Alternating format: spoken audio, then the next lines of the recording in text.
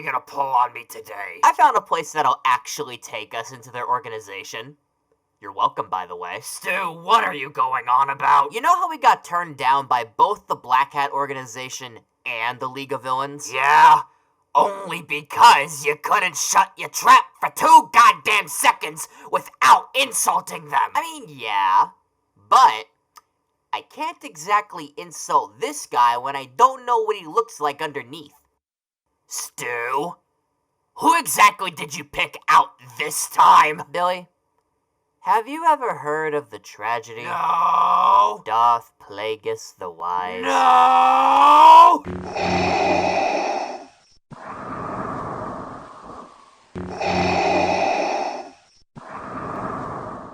Oh, come on, Billy. Aren't you so excited to meet a familiar face? God motherfucking damn it, Stu! Why in the Sam hell would you get Darth Vader again? Listen, Billy. Me and Vader came to an understanding, and I'm repaying a debt that I owe to him. Well, don't leave me in suspense, Stu. How exactly are you repaying him? Simple, actually. I swore myself to the Empire and the dark side of the Force. You fucking what? Yep. And since I've done a good job at repaying my debt to Vader, let's just say I got some rewards for being as obedient as I've been. And what are those rewards exactly? Check this shit out, Billy.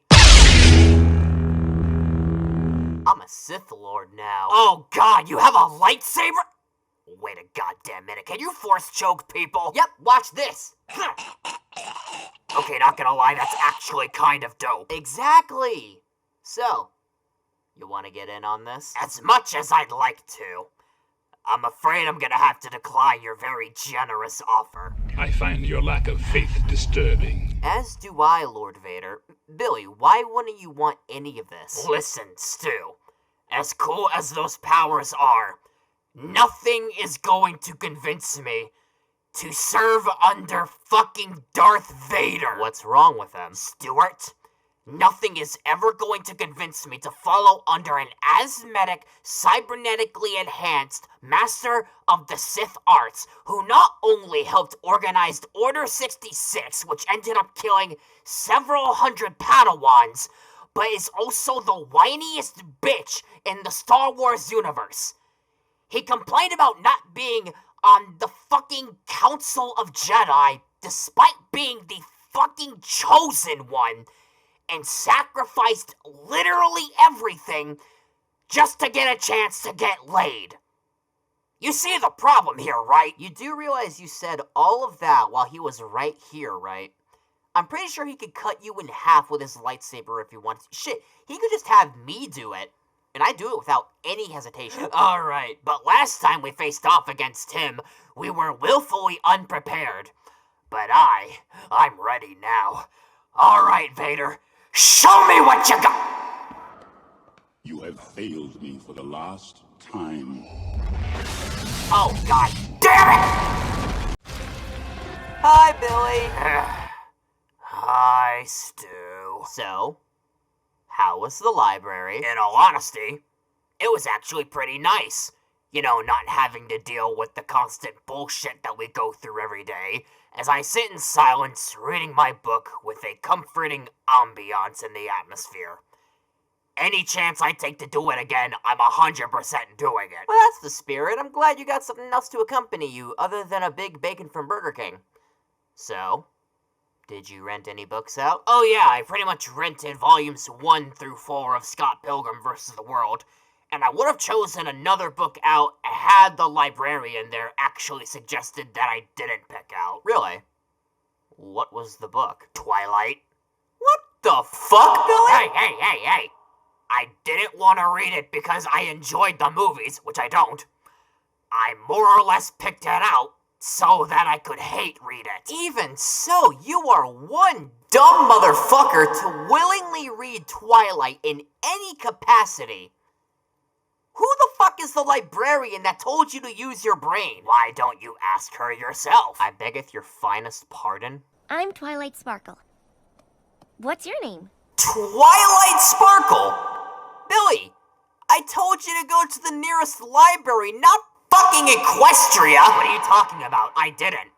The Castle of Friendship just happened to be there. Look, transport of a massive tree structure that's integral to Equestria and moving it to another continent / dimension aside, how in the fuck were you able to talk to Twilight Sparkle, aka the Princess of Friendship and elements of magic, and not immediately get turned into stone like Discord? That would have been the case if we weren't pen pals. So let me get this straight, and please correct me if I'm wrong, but you expect me to believe that you unknowingly were pen pals with a face from one of the most popular toy IPs ever conceived, and didn't know until today? You know, now that you mention it, I guess I should have picked up on the fact that they said pony in replace of person for any time that we wrote each other. Should have picked up on that earlier. Alright, fine, whatever, right? Let's say I believe you. What's to stop her from not completely obliterating our shit, having Celestia obliterate our shit out of principle, or having one of her many friends obliterate us? Because there's, like, nothing that we can even remotely do. Like, maybe we can intimidate Fluttershy, but, like, if we do that, we're just, like, bringing discord upon our doorstep. And quite frankly, I don't want any of that. Oh, no. You got something completely wrong there, Stu. Me and her? Yeah, we're chill. You? Yeah, you're just utterly screwed.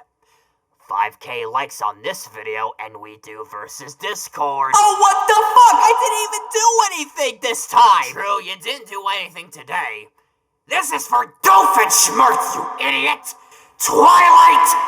Blast him! Billy!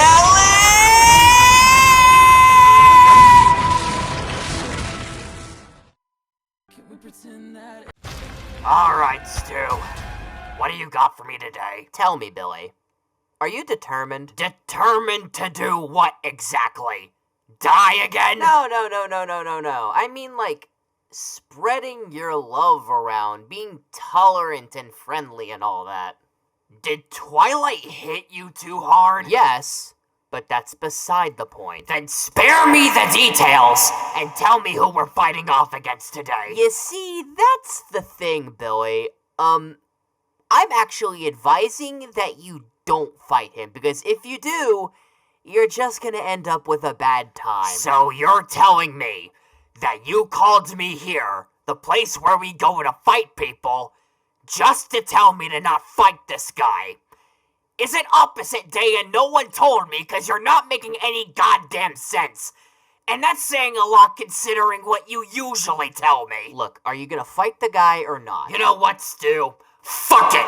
Give me the knife! Here you go. Alright. Who am I killing today? You know what, Stu? I think I'm gonna sit back and love everything. I told you. No, you fucking didn't! Because you didn't say it was motherfucking Sans the Skeleton! I clearly gave you hints with the puns. How did you not pick up on that? Maybe because I don't play Undertale. No wonder why you're so sad and pathetic. You never learned to truly love. Ha ha ha, very funny. Now, tell me, how the fuck are we going to get out of this situation? Yeah, I've got nothing, man. You useless ass buffoon! Now listen, Billy. I've played Bad Time Simulator. All we've got to do is dodge his hits and slash him once. He's surprisingly fragile. I think we've got this. Stu, I hate to be the bearer of bad news, but we're both shit at bullet hell games. What makes you think that we're going to come out of one of his attack phases and not get hit by a Gaster Blaster? We're kinda fucked. Your optimism grows dark, and yet darker. You know what, Billy? Why don't you just stand back? I'm about to take care of this all by myself. Hey, Mr. Skeleton Man! Let's fucking do this! Alright. Get over here!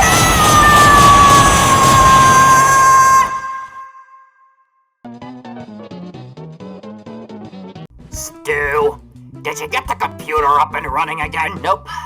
Still busted. God damn it! Well, there goes my afternoon. What were you planning on doing anyway? None of your goddamn business. Anyhow, what are we gonna do for entertainment? Oh, I know. I'll be right back. Huh? Stu, what are you doing? Come on, it's gotta be around here. Oh, there it is. Alright, Billy. Witness our entertainment. Stu, is that a VR headset? Yep, I got this a while ago. I can't remember exactly what's on it, but I heard it's supposed to be really addictive and immersive. Don't worry, I have another one that's completely linked to this one, so if we both get on at the exact same time, we'll pretty much be playing the exact same game. Oh shit, really? Well then, what are we waiting for? Let's put these suckers on! That's the spirit. Alright, Billy. 1, 2, 3!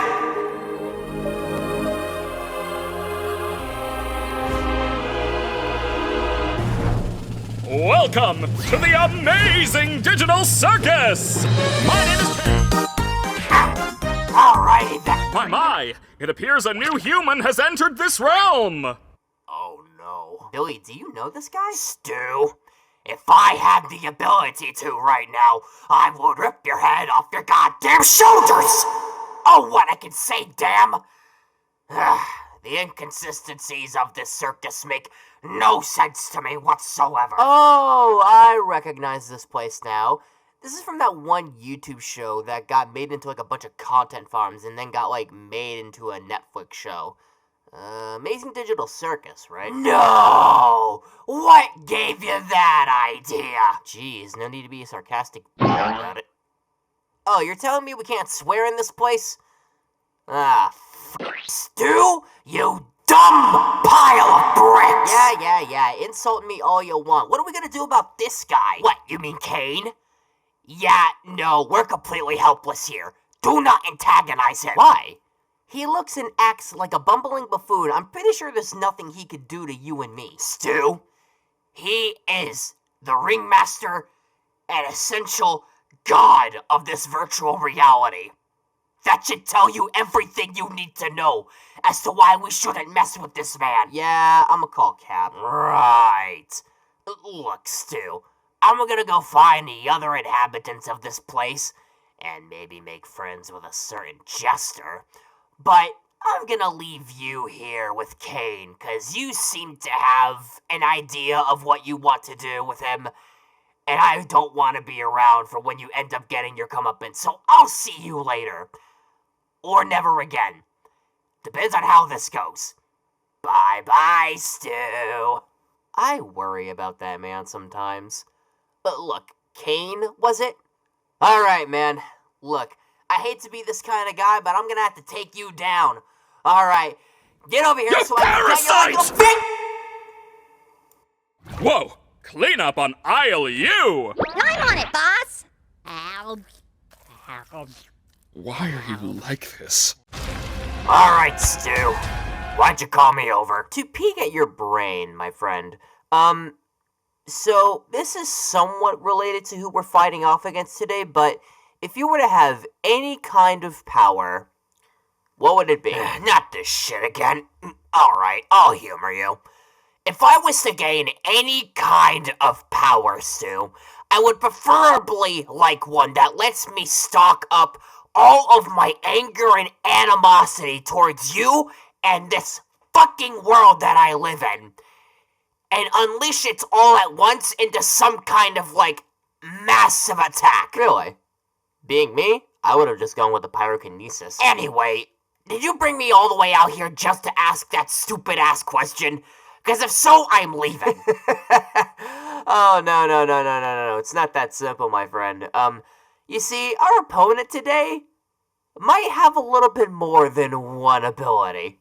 Stu, who did you get me today? That would be that guy. Now then, you can all feel honored in knowing that you had a part in my evolution. Stu, how in the fuck did you get Ramiro Tempest? He's supposed to be in another world. He shouldn't even be here. Listen, Billy. I think you're focusing on the wrong thing. Look, he's your average isekai protagonist, alright? He doesn't have anything on him. Oh, and the best part? You want to know what he died to before he got reincarnated? He died via stabbing wounds. We have knives. I think it's a pretty safe bet to say that this is our win today. Stu, you clearly did not do the proper research. Because even though he reincarnated as a lowly, pathetic slime, that slime ended up meeting with a giant, big-ass motherfucking dragon, became friends with the said dragon, and absorbed the dragon, regaining all of his abilities and memories. And that same fucking dragon burnt down a goddamn village! Wait. All of that aside, the one thing that sticks out to me the most is that you said that he reincarnated as a slime. That dude's not a slime. Who the fuck is that then? Oh, no. That's still Ramiru. It's just the reason why he looks like that is because of a long, sad backstory-filled trauma that I don't want to have to go through again, man. So, just to keep it simple, he met a friend, she had a demon that was possessing her, which was a very powerful demon. He beat and absorbed the demon, and that's what was keeping her alive. So, as a final request, she wanted him to absorb her, just so that she didn't have to live through the pain anymore, but could still leave an impact on those who remembered her.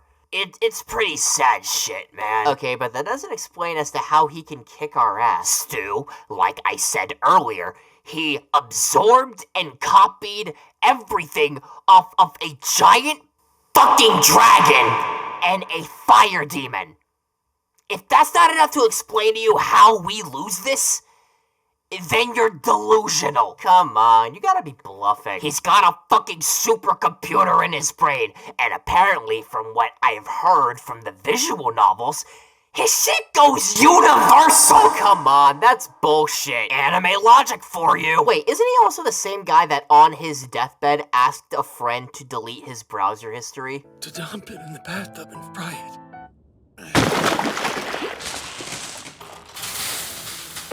Well, I'm out, Billy. Have fun! God damn you, Stu! May the wrath of the gods pierce you. Alright, Stu. I'm here. What did you call me over for? Alright, Billy, get this. I'm walking through an alleyway because it's a shortcut, right? Right. So I walk through the alleyway, and I see that there's a poster taped to the side of the wall. And I'm thinking, you know what? I'm bored. I'm gonna see what it's advertising. Turns out, it is a massive fucking bounty, and I thought, what a way to make some great easy cash. So I invited the guy who is on the bounty over here so that we could kill him. Alright, all's fair and good, Stu. But I have to ask, did you get a look at the guy before you decided to bring him over? Like, if we're fighting off against this guy, I have to know if he's at least decently comparable to you and me. Yeah, of course. Look, the dude only has a single sword and fights honorably, which is good for us, considering not only do we not fight honorably, but we could also just jump him. So here's the knife. Go ahead and take care of him, Billy. I'll be right behind you. Alright, Stu. Finally, our first win! I am just a humble man looking for a way home. Do not push me. Stu! You could not have chosen poorer words to describe our non-existent advantages towards this man. 'Cause Samurai Jack! Yeah, he jumps good. I'm sorry, who the hell is Samurai Jack? You know what, Stu? As much as I hate the fact that you have no clue who this guy is, you have given me the perfect excuse to recite one of my favorite opening monologues to any show. Wait, what? Long ago in a distant land, he, Aku, the shape-shifting master of darkness, unleashed an unspeakable evil. But a foolish samurai warrior wielding a magic sword stepped forth to oppose him. Before the final blow was struck, he threw open a portal in time and flung him into the future where his evil is law.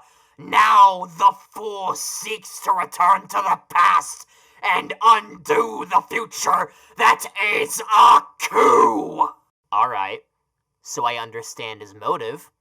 But that doesn't exactly explain how he decimates us. Stu, if you paid a goddamn attention, you'd realize that he's a motherfucking samurai. I don't think you need any other reason than that. Oh, come on, you're joshing. Stu, he wields a blade that was forged by the gods, and he got training from multiple different martial artists across the globe, including Robin Hood and archery. I'm pretty sure that outdoes anything and everything that we've done in our entire franchise. Okay, but he's still a goody two-shoes, sandal-wearing goddamn samurai.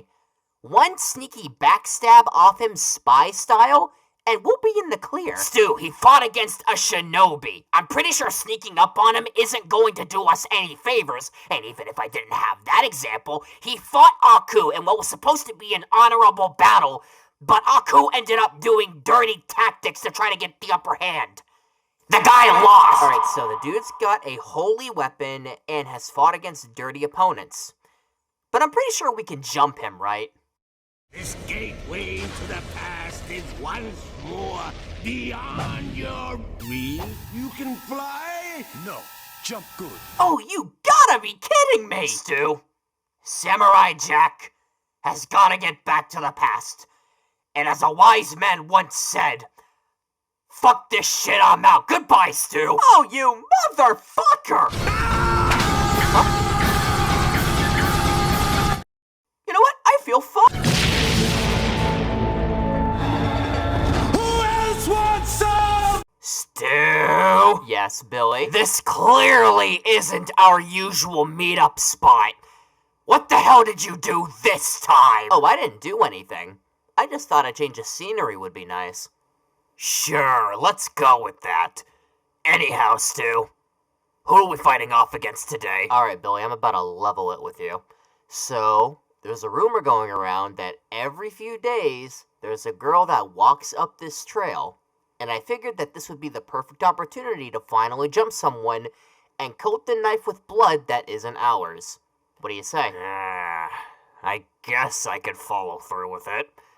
But please tell me you've done some sort of background checking for who we're jumping. From what I could tell, she's a little bit shorter than us, is walking around in a Little Red Riding Hood looking getup, and is extremely naive. You think that's good enough? Yeah, it's better than the other intel you've given. Oh shit, I think that's them. Here, give me the knife. Alright, Missy. Prepare to meet a grim Okay, who else do I know in this school? There's Yang, John, Blake, and...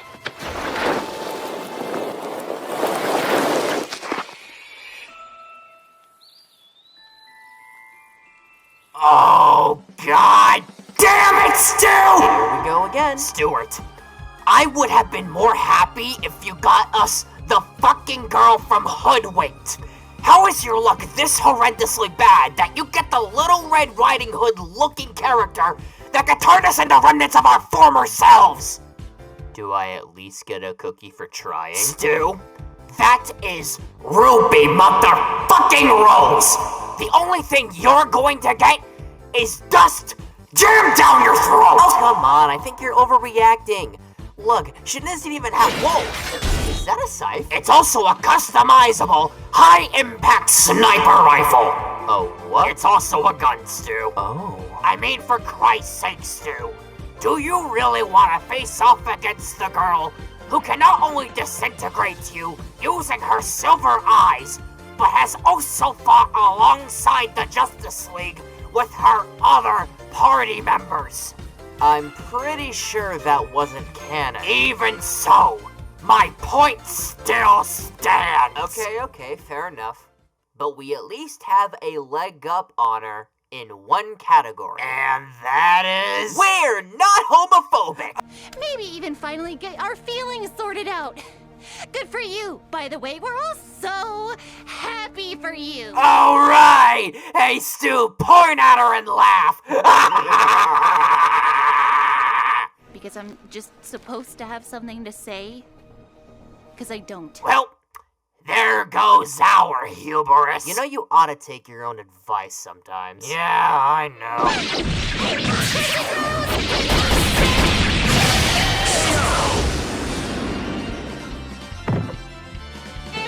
You're pretty good.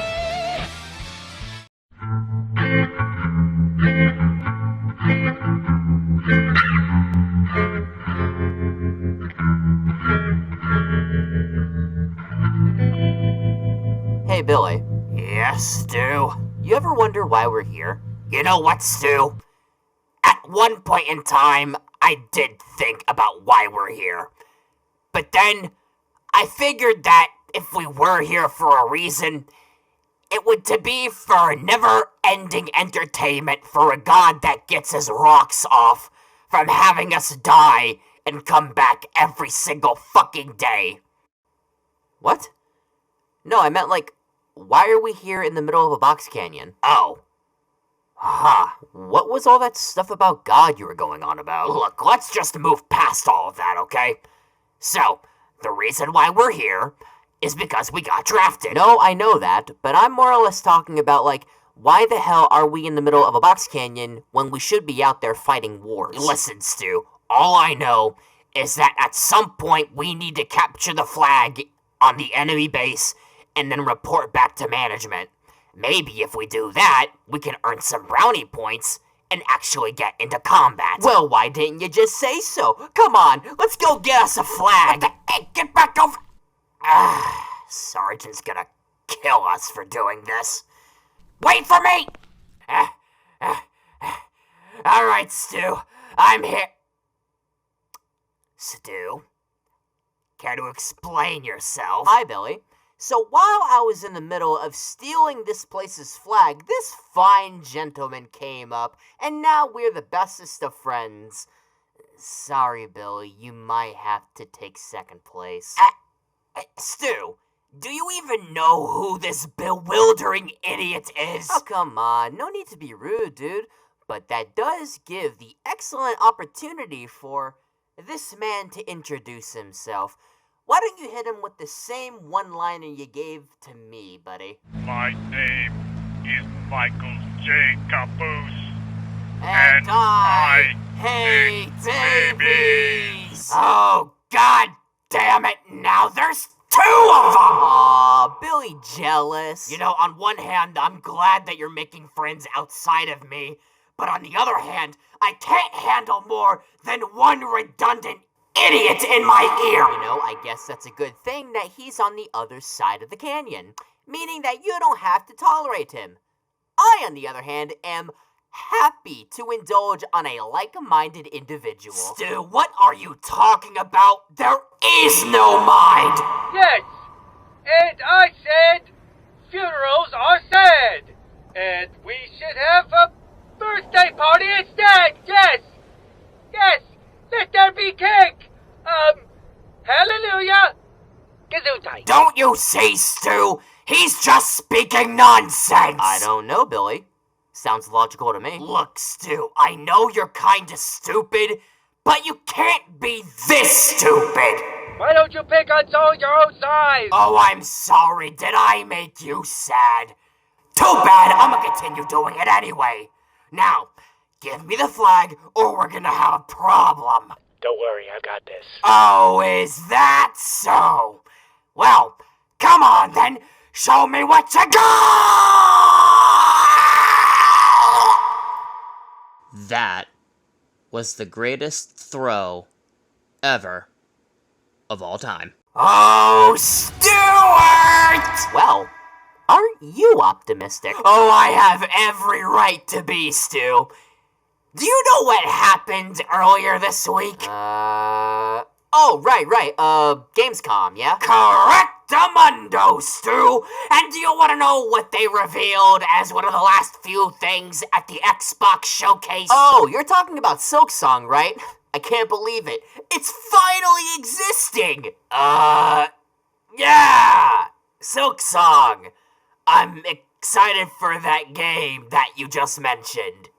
You have no clue what I'm talking about, do you? Hey! Give me 2 weeks. I'll start and finish Hollow Knight before Silk Song comes out. Trust me, we will all hold you to that. But if you're not talking about Silk Song, what the hell are you talking about? All's Justice, you idiot! Oh, great. Another 3D anime arena fighter. What a novelty. You shut your goddamn trap, Stu. The One's Justice games are peak. Look, is that all you called me over here for? Nope. You know the drill. Go ahead, take the knife, and stab our next opponent. Oh, finally! Now then, who am I gutting like a pig? I'm Ochako Uraraka. Nice to meet you. Billy? What the fuck? Oh, I don't have the slightest idea what you're talking about. Billy, that's fucking Ochako Uraraka, aka Uravity. Did you just, forget that she trained at Gunhead Martial Arts? You know, the one martial art that is, very crucial at parrying and dodging knives? I thought you were the My Hero fan. Why would you willingly do this to me? Well, Stu, there's a lot of different reasons, but I'm going to lay out 5 particular ones that I have, so, you're gonna want to listen closely. 1, I hate you. 2, I want to see you get floated up into space and suffer without any kind of, oxygen going through your system. 3, I hate you. 4, last time we went up against a My Hero character, you pitted me up against my favorite one from that verse, so I think this is justified. And 5, I don't know if I've said this, but I fucking hate you! There, Billy. It's alright, get your hate and animosity out the window. Screw you, Stu! This is a little embarrassing. Oh, sorry, Ochako. I didn't mean for you to hear any of that. It's just, when I'm around this idiot, my rage just slips out sometimes. You know, Billy, you and Uraraka at least have one thing in common. Oh, really?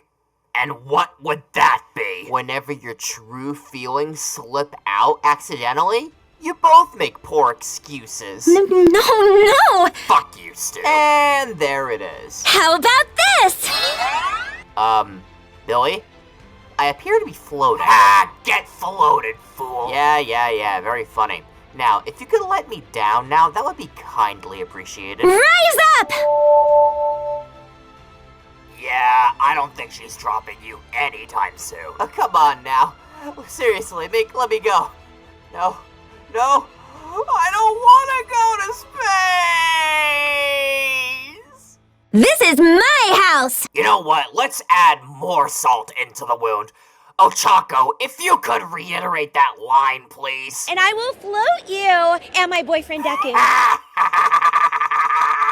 It's a ultra right supreme! Hey, Billy, you ready to head in? I don't know, Stu. This seems like a bad idea. Oh, what are you talking about? We're just going in to get some brunch. Listen, I know this place has had good reviews, but am I the only one that's just a wee bit concerned that our food is being served by a goddamn rat? Oh, come on. You mean Remy? He's not making our food.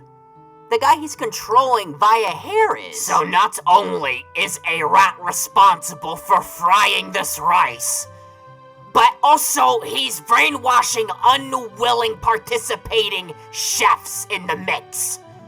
How has a health inspector not shut the place down? Okay, first off, 1, I'm correcting you on that. It's not rice, it's pasta. Do some research. And 2, fuck you, I'm done eating Burger King every single goddamn day. I want my fucking ratatouille! Okay, I hear you. Look, let's just get in the restaurant. Oh, cool! The trams are still here! Stu,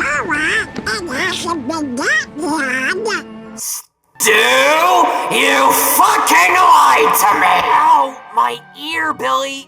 Look, what are you talking about? I want my food! Oh, so you're just gonna tell me that we end up in Gusto's and just somehow come across fucking Sora from Kingdom Hearts? I know you're lying to me! I don't know what you're talking about. I don't even know what the hell a Sora or a Kingdom Hearts is. I just want my pasta, damn it! Oh god, you weren't joking, were you? No, Look, why don't we just kill the kid? He looks like easy target practice. Oh, Stu, you have no clue, do you? About what? His hairstyle? Cause by God, whoever his barber is, I might as well kill next. Okay, kill next implies you've already killed someone, and by my count, you haven't done shit. And 2, he's a bodyguard for Mickey Mouse and has worked alongside Donald Duck, Goofy, and a plethora of other Disney characters. I don't think you realize just how utterly fucked we are. Really? You do know Disney has, like, low-tier Toon Force shenanigans. I think we got this. Stu, for reference, he can tank Shotgun Blast to the face if his fight with Clayton from Kingdom Hearts 1 is anything to go by. And 2, he's fought off against Jafar in his genie form multiple times and has consistently won each and every one of them. Okay, I know genies have phenomenal cosmic power, but isn't like one of the 3 rules state that they can't kill? I doubt he was like hurling anything that bad at him. Jafar was throwing molten lava-ridden boulders at the kid. That's deadly as shit. And besides, it's surprising what you can live through. So do you got anything else for me, or do I go ahead and stab the kid already? Not done! He's also fought off against the likes of Scar, Ursula, Oogie Boogie, Captain Hook, Hector Barbossa, the fucking Flying Goddamn Dutchman, Hades, and Maleficent. Do you want me to go further? Because that's just covering the Disney villains. Wait, you're telling me there's more? Much like a good horror franchise, Stu, there is plenty more to explore and exploit. There's Organization 13, Ansem, Xemnas, and Xehanort. By the way, one of the many fights that you have with Xemnas in Kingdom Hearts 2 revolves around Sora and Riku fighting off against the guy, and in a quick time event, having to deflect upon thousands and thousands of laser beams, all in a few matter of seconds. The reaction is light-based, too. What the fuck is our teleport going to do when they can react at light goddamn speed? Okay. I'm starting to understand just how ridiculous this Sora kid is. But why on God's green earth would they be after us? Oh, I don't know. Maybe because of the fact that we're serial killers? Ever think about that possibility? Look, maybe they don't know. Look, wouldn't it be more proper to ask the kid rather than just assuming he's here to kill us? Fuck you, Stu. Yeah, be like me and use your brain for once. Now, stay back there. I'm gonna go and see what the kid is looking for. Hey, chap, what's going on? The darkness may destroy my body, but it can't touch my heart. Wait, what are you talking about? What's a darkness? Oh no, here we go again.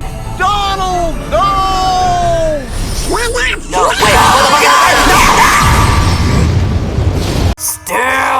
Stu! Red crisis alert! We have an emergency! Whoa, hey. Calm down. No, I can't calm down, Stu! This is gonna jeopardize us! Okay, first, I'm gonna need you to take deep breaths, alright? There we go. That's better. Now, you wanna explain to me what the hell's going on? I may have found a news reporter and may have killed her. Wait, shit, really? Hey, congratulations, buddy. You finally have a single kill. Now, who was the lucky lady, eh? Stu, if I say her name, we are kit and caboodled. Oh, come on, you're overreacting. Lois Lane. I'm sorry. Lois Lane? What the fuck, Billy? I didn't know it was her, alright? It was in the middle of the night. I needed to get some stress off. She happened to be there, and I didn't know it was her until after I killed her. It was bad timing, man. Bad timing! What the fuck you mean, bad timing? When it comes to Lois Lane, any timing is bad. Alright. Maybe we can find a way to slip out before he gets here. Stu? I hate to be the bearer of bad news, but you might want to look behind you. Huh? Do you have any idea what you did to me? Oh, dear God. Now guess what? They won't be killing anyone else. Superman, wait! Don't do anything. We can talk about this. Talk about that? Bitch, have you never seen Injustice? He's not gonna want to talk things out. He's gonna want to rip our throats open. Yeah, but this isn't Injustice, Stu. This is regular main continuity Superman. I think there's like a moral compass with them, alright? So I think we should be good. But besides, people come back to life all the time in comics. It's not like this is gonna be a permanent thing. Regardless of whether or not you can come back, fucking Lazarus pit aside, Billy, it's fucking Superman. You do realize that he could just give us, like, an instant lobotomy just by using his X-ray vision. And that's only if he's feeling really spicy. Yeah, but he's a Boy Scout, Stu. It's not like he's gonna fucking rip us limb from limb or anything. He's got a moral compass. At the very most, he's gonna take us to Stryker's Island. We'll be fine. Billy, you killed Lois motherfucking Lane, the comic damsel in distress, Superman's damsel in distress. You're fucked. No, you mean we're fucked. We? I'm not speaking French. I'm out of here. Oh, you goddamn traitor! I feel like I live in a world made of cardboard. Always taking constant care not to break something, to break someone. Never allowing myself to lose control, even for a moment, or someone could die. What we have here is a rare opportunity for me to cut loose and show you just how powerful I really am. No, wait, I'm sorry! Alright, Stu. What did you bring me over for this time? Okay, so do you remember a while ago when I signed us up to be animal control? Oh, you mean the one where we got blown up by the fucking penguins of Madagascar? Yeah, I remember that. By the way, that did jack shit. Alright. I'm sensing a little bit of hostility. But shut up. We have another job related to that today. Wait, you're telling me that you didn't take me off the employee list? Look, if you want to catch animals, that's fine. You do you. But this is not what I had on my agenda today. And what? Sitting on your ass all day while watching pretentious video essays? Yeah, no, you're coming with me. Fine. Alright, what's the job? Alright, Billy. Today, we're gonna be catching a monkey. Are you sure you want to be saying it like that? Oh, don't overthink it, Billy. Look, all we gotta do is just keep an eye out for the little bastard, and when we do, we snatch him. You know, you should probably just let me do the talking from now on. You're kinda throwing me mixed signals. Oh, shut the fuck up, Billy. Oh, look, I think he's right over there. Go get him. Alright. Now, get over here, you filthy ass! Prepare to meet your doom! Stu? I hate to alarm you, but that isn't your average monkey. Well, that's getting clipped out of context. You know what I'm talking about, you fucking idiot! And I sure hope you know that that's Mojo Jojo! Who? There is no way you can be this idiotic! It's a monkey with a skin complexion. It shouldn't be that hard to grasp. The audacity of you saying that specifically is peak irony. Alright, smartass. Who in the fuck is a Mojo Jojo? Alright, quick synopsis. There was a scientist named Professor Utonium that wanted to have children, but couldn't do it the conventional way. So he decided to do a mad scientist Frankenstein shtick and make them in a lab. He also had a pet chimp named Jojo, in which, in some sort of accidental experiment gotten wrong, the chimp accidentally bumped into the professor, which, I guess, when making the girls, added something called Chemical X, which eventually gave them Superman powers. Now, a bit of the Chemical X also got itself into Mojo's brain, therefore making his brain exposable and making it grow a few inches taller. It also granted him the ability of a high IQ and able to speak like you and me. How the fuck do you live with your brain exposed out of your skull? Shouldn't you be dead by then? Questions for another day. So afterwards, Jojo became spiteful and bitter to the girls after Utonium was giving them more love and affection than he had ever gotten. So after all of that, the girls became an outcast after basically destroying half of Townsville. and he manipulated them into making him something that would basically create multiple versions of himself infused with other monkeys so that he could take over the goddamn world. By the way, this ended up resulting in this famous clip where his voice actor actually passed out after giving this humongously fast speech. Stop! Cease! Desist! Do not continue with your ramblings, for my ramblings are the ramblings to be obeyed, for I am the king, supreme leader, and all-around dictator. Don't you see? All you monkeys are my plan, so your plans are my plans because you made plans, and my plan was to make you. I plan to rule the planet, not to have my plans planned to stop me. I am your creator. I am your king. I am Mojo Jojo. Obey me! Holy shit, that dude's got iron lungs! And you want to know what the best part about this is? What? Roger L. Jackson! No fucking way. Very much fucking way. Look it up on IMDb. Oh my god! Yep. It's pretty cool, ain't it? Fuck yeah. Why don't we just team up with him? He seems cool. Yeah, I'm not privy on that. Look, Stu, he might seem cool, but really, I don't want to team up with someone that regularly gets his ass kicked by what is essentially 3 Superman toddlers. That's not really in the cards for me, like, at all. Oh, come on, you can't be that much of a bitch. You're telling me that you want to team up with a guy that had 2 different kinds of crash outs over not being the villain that he's always wanted to be. Hey, if it gets done, it gets done. Now, I'm gonna actually go over and introduce myself to the guy, while you can just sit back and enjoy whatever stupid leisures that you've got. Fuck this pest control shit. I'm about to take over the world!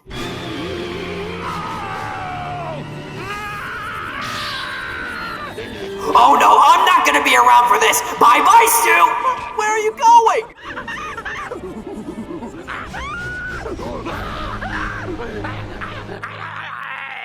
You have broken my dream! No, wait, you misunderstanding! Stu, what did you bring me over for this time? Okay, so do you remember from our last therapy session with N where you mentioned that you had some anger resentment issues? Yes. And I think you know very well why I have those issues to begin with. Ah, your memory's still intact. Well, it's a good thing that I brought you over because we're gonna take care of that issue by you letting out that anger in physical violence. So your answer to the constant abuse I've been given at your hands is for me to punch you in the face repeatedly? Me? Oh, no. You misunderstood the assignment, my friend. I actually hired a guy who you're going to beat the shit out of. So do they know they're getting their ass kicked? Because this is just me, but no amount of money is ever worth my dignity. Okay, but what if they worked in retail? Give me the knife, Stu. That's my boy. Now go in there and mess him up. Sorry, buddy, but you're getting your ass. Wait a goddamn minute. Whose music is that? Oh my fucking god! Stu! Alright, what did I do this time? Why, in the ever-loving fuck, would you bring in Stereo Cantos? Do job applications scare you that much? I know you're not afraid of some retail worker. Stu, let me tell you the backstory of Stan Smith, who described Stereo Cantos as a man who was as mean as he was Greek. What, did he make his life a living hell? He tormented who would soon to be a CIA agent. By the way, one of the 2 things that he does was drool in the dude's mouth, and the other one was putting a bat in his ass. He would then go on to describe it as ass rabies, which, in his own words, was frothing in his anus like a cappuccino. Are you fucking with me? Because I refuse to believe that's what came out of the mouth of a CIA agent. The only way Stan could get rid of this dude was to move away. And then, apparently Stelio came back to kick the dude's ass after his own son hired Stelio to do it. So you're telling me a random guy just happened to beat up a fully trained CIA agent? Okay, you're for sure messing with me. Oh, no. I'm not finished, Stu. So, after some time, Stelio comes back to kick the kid's ass so that kid would be a bully's sloppy seconds, whatever the fuck that means. And as he's prepared to do it, Stelio just fucking runs at the kid, full-on Broly style, jumps, drop kicks the kid in front of his friends, and the kid gets fucking launched across a high school locker hallway. You know how far those bitches are? Billy, are you high? Stu, I swear to God, I'm the only one that's doing any kind of research around here, because how are you gonna tell me that the dude's regular while his own theme song is playing with his name as the hook? Fuck you! Hey, so random question, he said something about a slide Decopia. Do you have any idea what that is? Let's just get this over with. One Stelio Canto's beating later. Oh, thank God. Thank God, it's over. Wait, oh no! He's coming from so far away! He's picking up so much speed! No! Don't plant me like a gold bomb! Oh God, please, no more! I have it under control!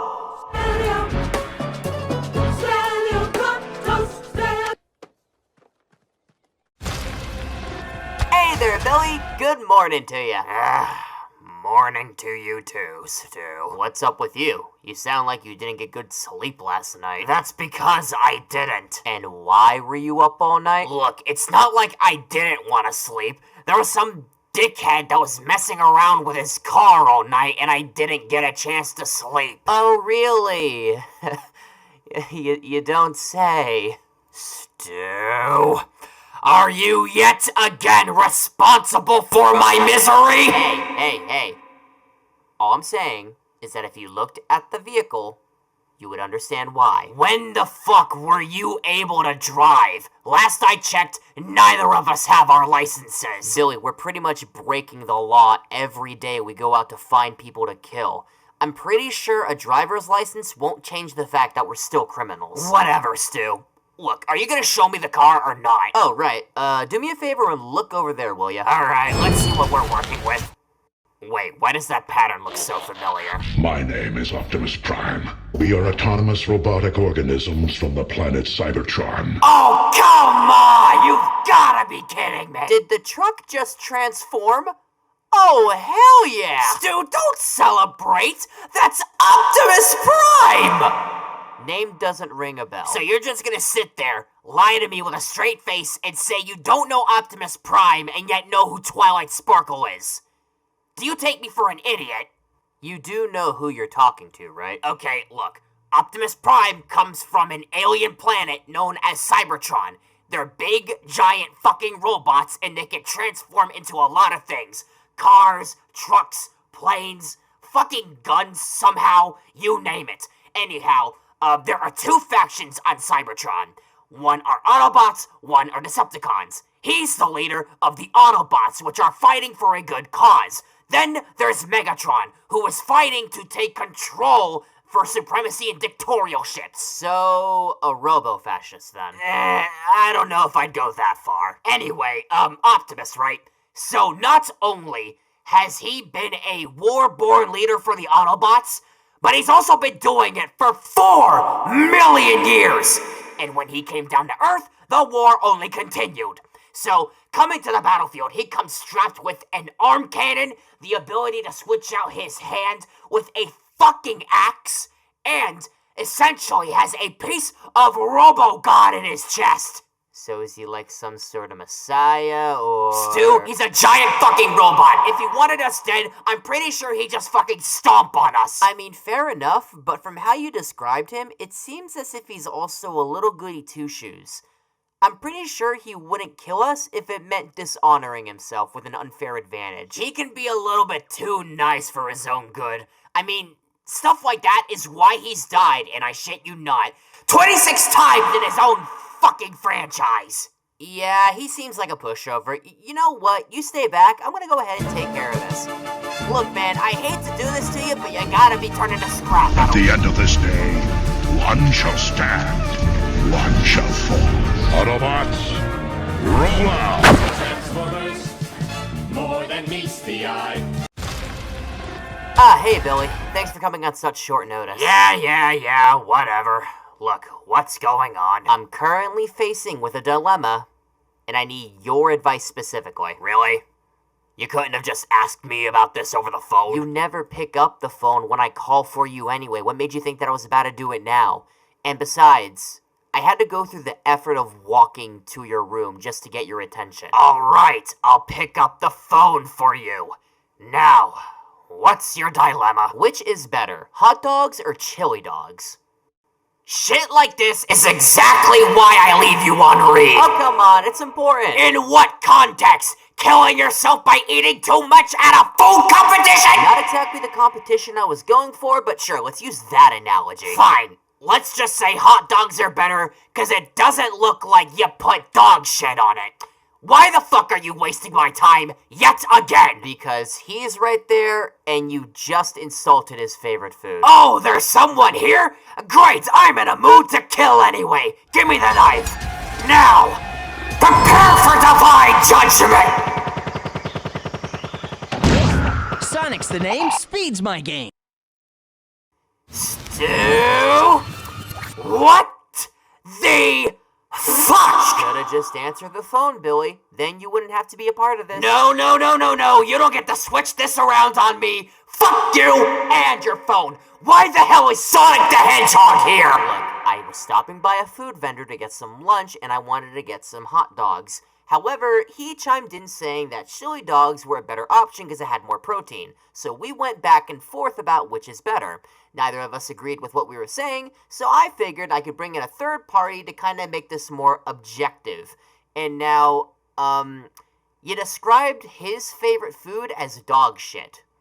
Thanks for helping out, buddy. You see, your first mistake was thinking that I would ever willingly help you, and your second mistake was beefing with Sonic. You know, fastest thing alive, beater of the moon pisser himself, Dr. Ivo Eggman Robotnik.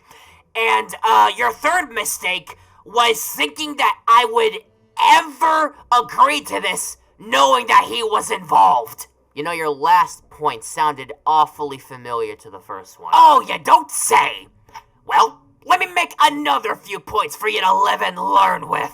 You know, the chances of us actually listening to that song ever again in any new Sonic games is really low. He entertains himself by annoying people like us because it strokes his massive fucking ego, can blitz through and around us without even trying, faces off against Eggman and those similar in power to him nearly every day, survives what is practically a long ensemble of horrible to mediocre games in half of his game's lifespan, and, can practically turn Super Saiyan. And despite all of that, he can still drown.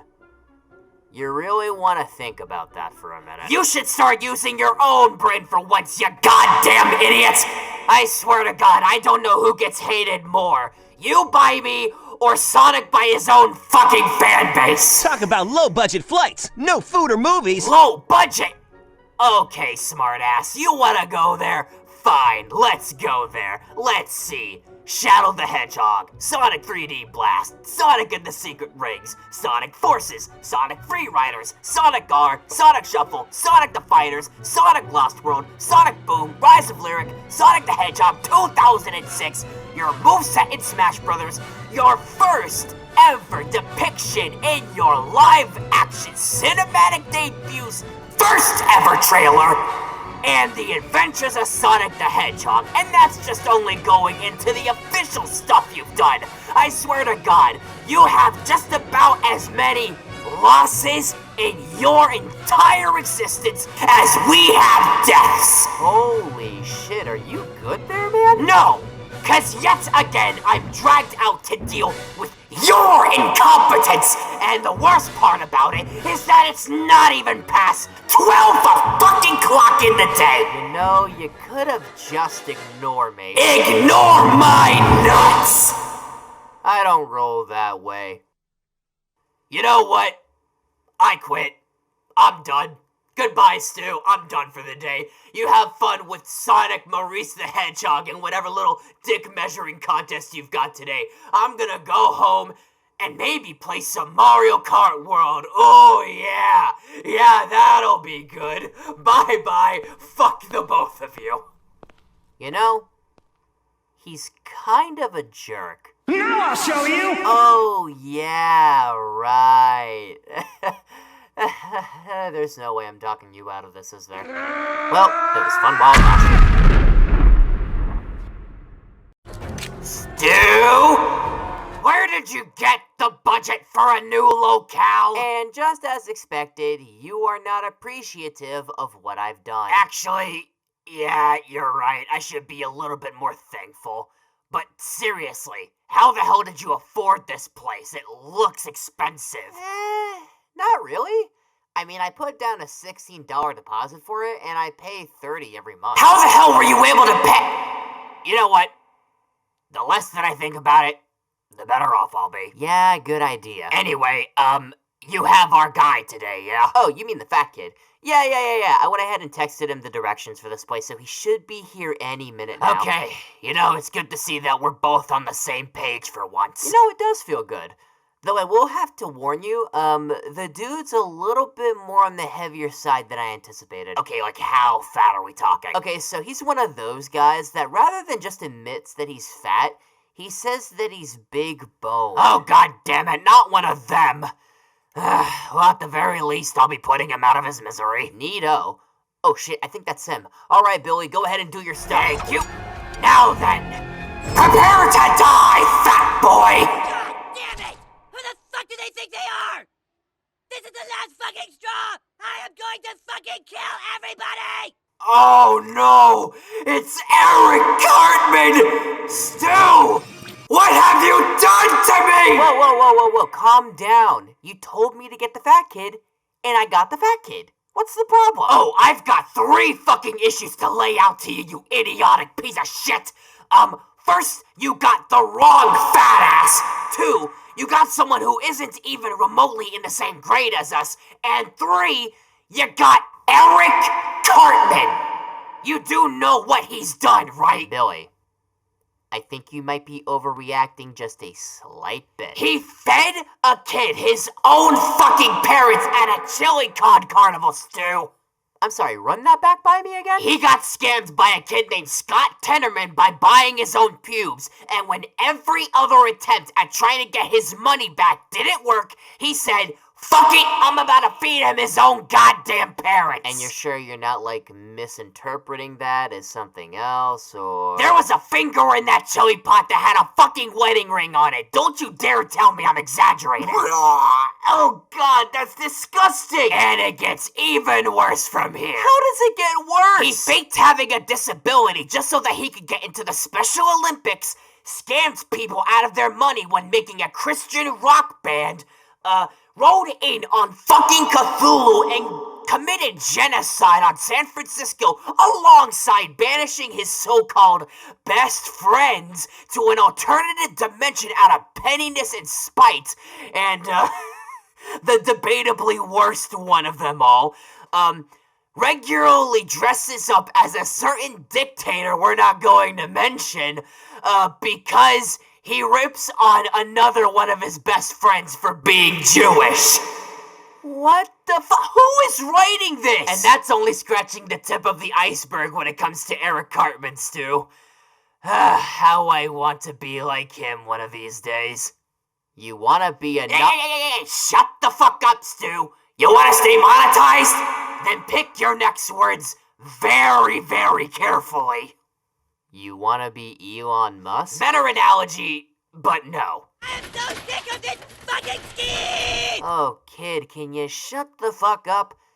Look, I don't like you enough already as it is, but just looking at you gives me a real pain in the neck. Stu, sometimes I wish you'd just shut up and respect his authority. Don't you mean authority? The Coon friends have given in to evil. It's up to the Coon to stop them. Assholes! I'm sorry, did he just turn into like a low-budget superhero? Stu, I fucking hate you. No, not the fleet! Stu, what are we doing in the middle of the forest? You see, I thought we could take a break from all the violent, needless bloodshed, you know, our blood, and go out and experience Mother Nature and her beautiful wilderness. Stu, do you honestly expect me to believe that you, out of the kindness of your heart, brought me out here just for some peace and quiet to experience the greens and the grass? Yeah, no, with you, there's a facade hidden within your ass. Did you really have to stretch that out for a rhyme? Yes, because you're wasting my time! Cocky, pretentious prick. Just shut the fuck up, Stu. What did you really bring me out here for? Look, I wasn't lying to you, alright? I brought you out here so that you could experience Mother Nature. But I also brought you in because I found a guy and stabbed him in the neck earlier. I was just gonna leave him for dead, but then I figured, fuck it, I'm gonna let you finish the job because you've been through so much and I feel sorry for you. What do I look like, a charity? This is what I get for trying to be nice. Look, here's the knife, go ahead and finish the job. Now then. Happy Halloween, motherfucker!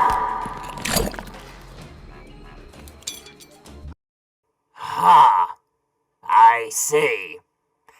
Stu! I see you still have the knife. Why haven't you killed him yet?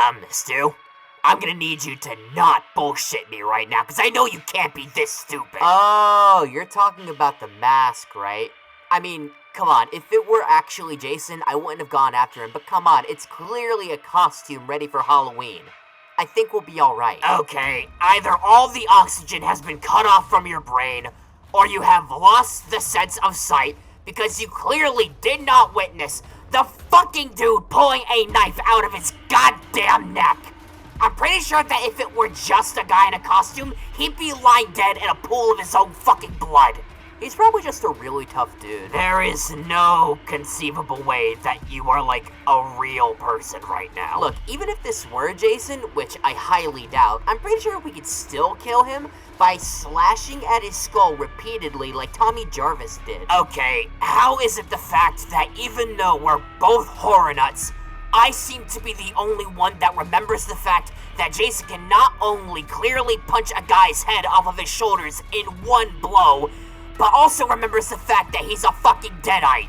There's like no way he's going to die from a bunch of dudes who can slash at him with knives. The fuck you mean he's a deadite? I'm pretty sure I've never seen him in an Evil Dead movie. You see, that's the beautiful thing about franchising, Stu.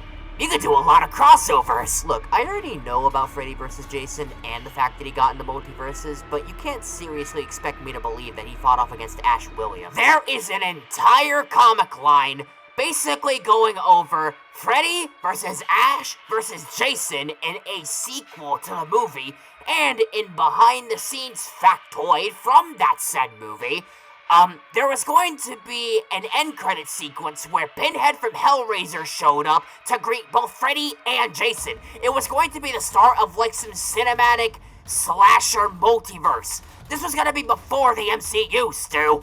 Fan fiction has more quality writing assurance than Hollywood actually giving the audience what they want. Look. All of that crossover aspect aside, you're gonna look at me dead in the eye and then look at the guy that you just stabbed in the fucking neck as he's still standing, by the way, and you're gonna tell me that that's not Jason fucking Voorhees. He got lucky. Yeah, no, I don't get paid enough to do this shit. Goodbye, Stu. Oh, ha. Real mature. Come on, where's the speaker box? I know it's lying around there somewhere. Oh, come on. Put down the toy machine. Jason wins. Fatality. Oh, Billy! What do you want, Stu? So? Did you see the new episodes? Oh, are you talking about the new My Hero episodes? Yeah, they're so fucking peak! Right on the money, Billy. Though I will say, rest in peace to my goat Stain, you magnificent, glorious bastard. He went out the only way he could, providing for the plot. He, his ideals, and his interactions with Shigaraki and Midoriya are the main catalyst for the events that happened past Season 2 in My Hero. What do you mean he's just providing for the plot? Wait, I just answered my own question. Exactly, you dunderhead! Anyhow, do you have someone for me today? Because if not, I'm gonna go home and rewatch the episode. You know, it's funny that you even brought that up to begin with. Do I even need to ask? Whatever answer I end up giving you, you're probably not gonna be happy either way. Oh, fine. Look, just give me the knife. Now, who am I dealing with today? We don't have all day! Just make up your damn mind already! Oh my god! Stu! Are you out of your flipping mind? And just like that, I get proven right yet again. Stu, explain to me your thought process because I can't comprehend why you would even think of bringing in Katsuki Bakugo. What the fuck, dude? Look, in my defense, you told me that he was your least favorite character in the entire show and that you hated his fucking guts. So then I figured, why not we spill them for you? Stu, as much as I appreciate what you're trying to do here, and I mean that with 100% sincerity, you have lost your fucking mind if you thought that we could take on a guy who shoots out explosives as a hero profession.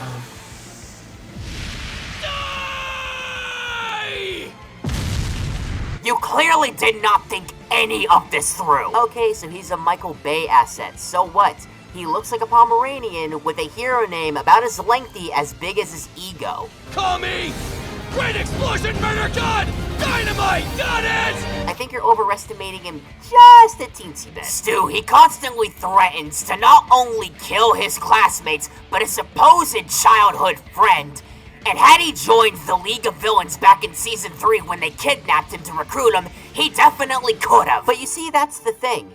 He didn't. Did you also take into account that he has not only survived being stabbed by All For One's weird tendril things, but he's also fought off against these two dudes whose entire quirk set was Takeda's fucking whip from Mortal Kombat X, except latched onto their fucking skin? Yeah, he survived all of that and took both of them down in the third movie. And let's not go into the fact that in the second movie, he shared One for All with Midoriya to take out 9, which caused this massive fucking shockwave on this fucking island. I'm pretty sure that our knives and whatever else we got aren't doing shit to him. Okay, but didn't he die in Season 7 via piercing to the heart? Yes, but he just came back in the new episode via revived by Edshot. But that doesn't undermine the fact that he died regardless. Okay, and? It's all rendered into a moot point when you realize that All For One Shigaraki couldn't catch up to Bakugo on his fucking deathbed, and he was superhuman. What the hell are we gonna do if we can't even touch him? Cope, seethe, mauled. Those are the 3 words I'm using to describe you because of your apparent skill issue. Stu, shut the fuck up! You've got good taste. Look, just because I'm defending you right now does not mean I like you. You're still the worst character in the show for me. What the hell? You say that now? Okay, you say that, but Overhaul, Mineta, and Endeavor exist. Hey, Stu. Yeah, Billy? Fuck you. You want some of this? Your weakness is so obvious! Just die already! Howitzer impact!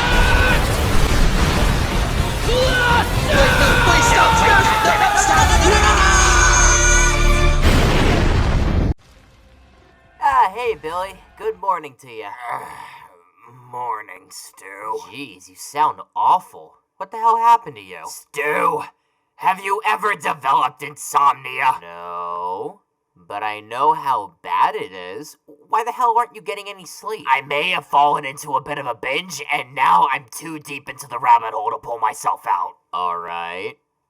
What have you been binging then? I don't remember. I have YouTube on autoplay, so I just pretty much watch as whatever's next. So you're not even paying attention to whatever the hell's on the TV?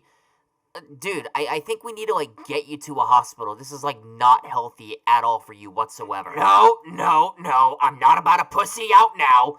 Look, just give me the knife, and I'll fight off against whoever you send me today. I don't care who it is. I need to get some action. Anyone? Yes, anyone, Stu. I do not care today. How the hell did you get him over here so quick? Huh? What the fuck are you talking about? This Holy shit! Freddy Krueger? Billy, you do not want to fight off against that literal demon. I don't know how the fuck he got here, but like, why would you want to face him? This is like the worst possible opponent for you right now. Listen, Stu, normally I would be on a massive, long tangent going about how stupid you are and how overpowered this fucking guy is, but like, right now I just do not give a fuck. Hey, Billy. Yeah, wake the fuck up. I need you to get you back in your head because there's no goddamn way that you're gonna look over at Nightmare Diddy, Dreamy Epstein, you know, the guy that can fucking mutilate you in your dreams in the worst possible way possible through reality warping bullshit, and you're just gonna act like it's just another day at the office. I know you have to be pissed. No, I am pissed. I just do not have the energy right now to yell at the top of my lungs like I usually do. Like I know that this is probably a bad idea, but after all the shit we've been through, I just do not give a fuck. And besides, I'm gonna have to be that guy and correct you on something real quick. Oh my god, are you really doing this right now? In front of Freddy fucking Krueger? Yes, I'm going to be that guy right now, alright? Look, in the remake, yeah, he's definitely a Minecraft YouTuber. But in the original run, where Freddy Krueger was played by Robert Englund, he was not at all EDP-445. Sure, he killed the kids, but he didn't fuck up. Alright. Fair enough. He's not... I mean, this one isn't a diddler, but like... You still acknowledge all the other bullshit that he can do, right? Yes, I am very aware of the bullshit. I remember the one kill in the Dream Master where he eats a pizza with the kids' souls as the toppings. I remember the one in Dream Child where he goes, Bon appetit, bitch! I remember two from Freddy's Dead where one involved him killing a kid in a comic strip bullshit sort of thing. And of course, how could I fucking forget the playing with power glove bullshit, right? I remember all of that. I also remember that he fought off against Jason and lost, but still fought off against him, so I know, like, his level. But at the same time, with everything, and I mean everything that we've done this entire year almost, how is this any different from what Bill Cipher could do, except he's, you know, a bit higher rated than that? Who knows? Maybe we can get some leniency from him, considering we're both made by Wes Craven. Yeah, no, I wouldn't bet on that. Hey, asshole! Up here! Hey, me and my friend are kinda having a moment. Could you, like, fuck off? What the fuck are you pointing at? What's behind me? Oh, you motherfucking traitor!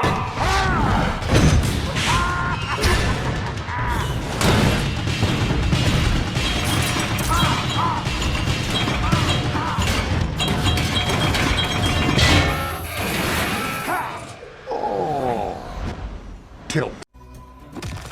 Hey there, Billy. Happy Halloween to ya. Stu, it's not Halloween yet. It's only the 29th. Wow. You just hate fun, don't you? No, I hate people who celebrate something before the day it happens. I swear to God, you remind me of people who fucking put Christmas decorations up before November even begins. You do realize that Halloween starts on Friday, right? I think you're being just a little bit extreme with the comparison. My point still stands! Sure, let's go with that. Anyway, that aside, do you have a guy for me today? Oh yeah, I got someone, and get this. He is on our level. He only carries a knife, just like you and me. Stu, that could mean a lot of different things. Could you be a bit more specific as to who we're dealing with? This fucking guy, I swear to God. Alright, so he's a serial killer, wears a mask, and just like us, goes around killing people with knives. That good enough for you? I guess so. Alright, give me the knife. Now then, trick or treat, you son of a bitch!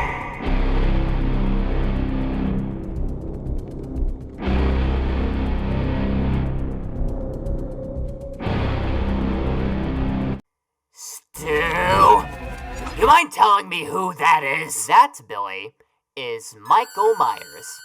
You know, a guy on our level. Stu, the shape of Halloween is not on our level. You do realize that he's just a guy with a knife.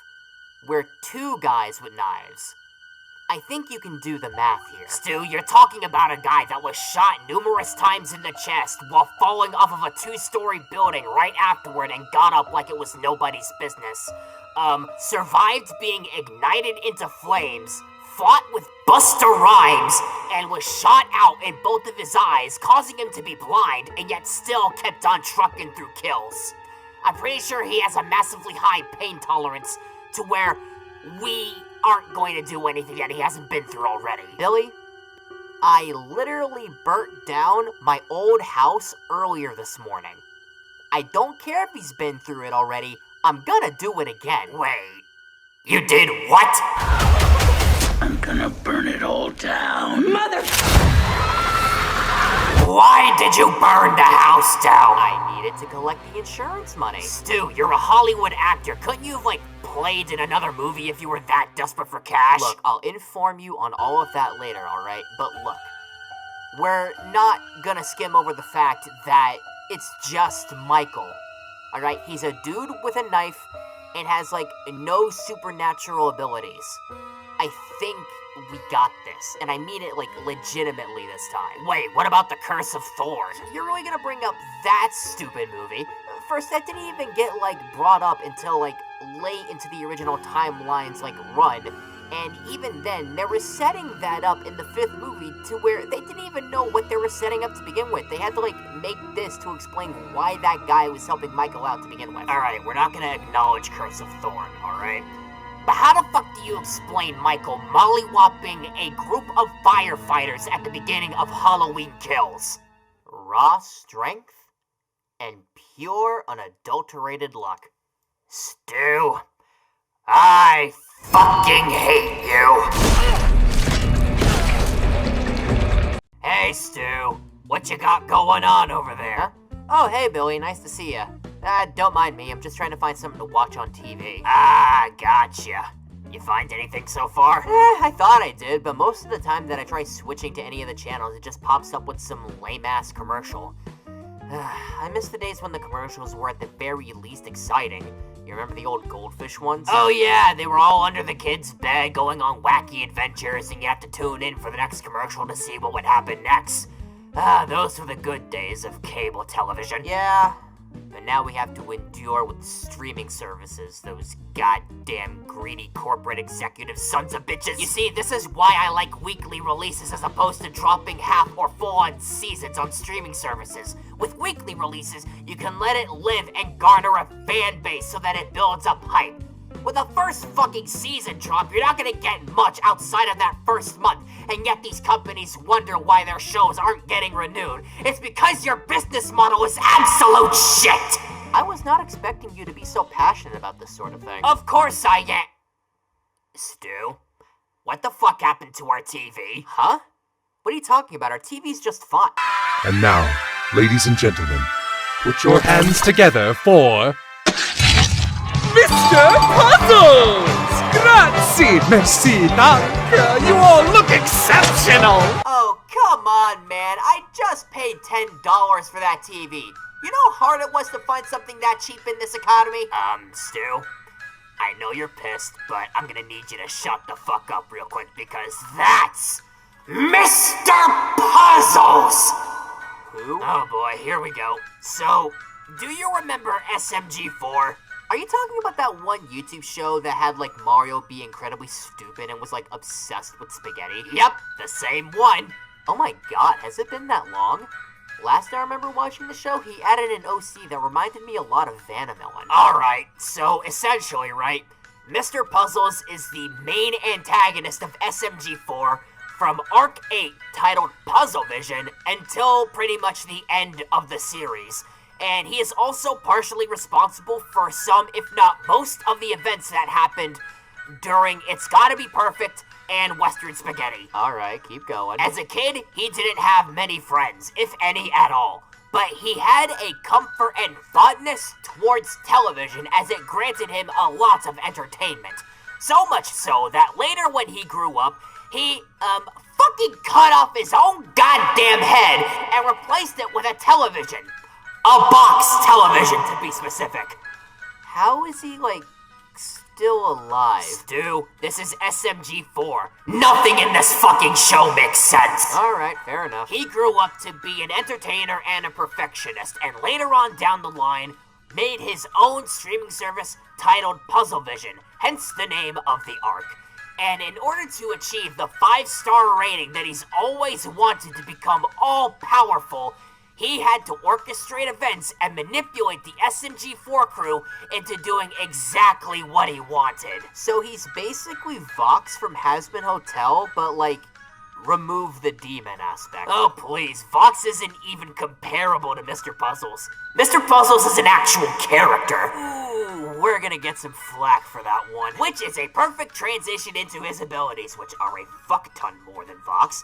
Let's see, not only does he have a genius level intellect, but he's got a digital omnipotence with creative control over the vast TV landscape, can manipulate TVs, as he just fucking did with ours, has reality warping, so you know that's fucking great, can forcibly mute people, so you know have fun being in a Charlie Chaplin movie for however long he wants, can brainwash people into siding with him like how we did with Meggy.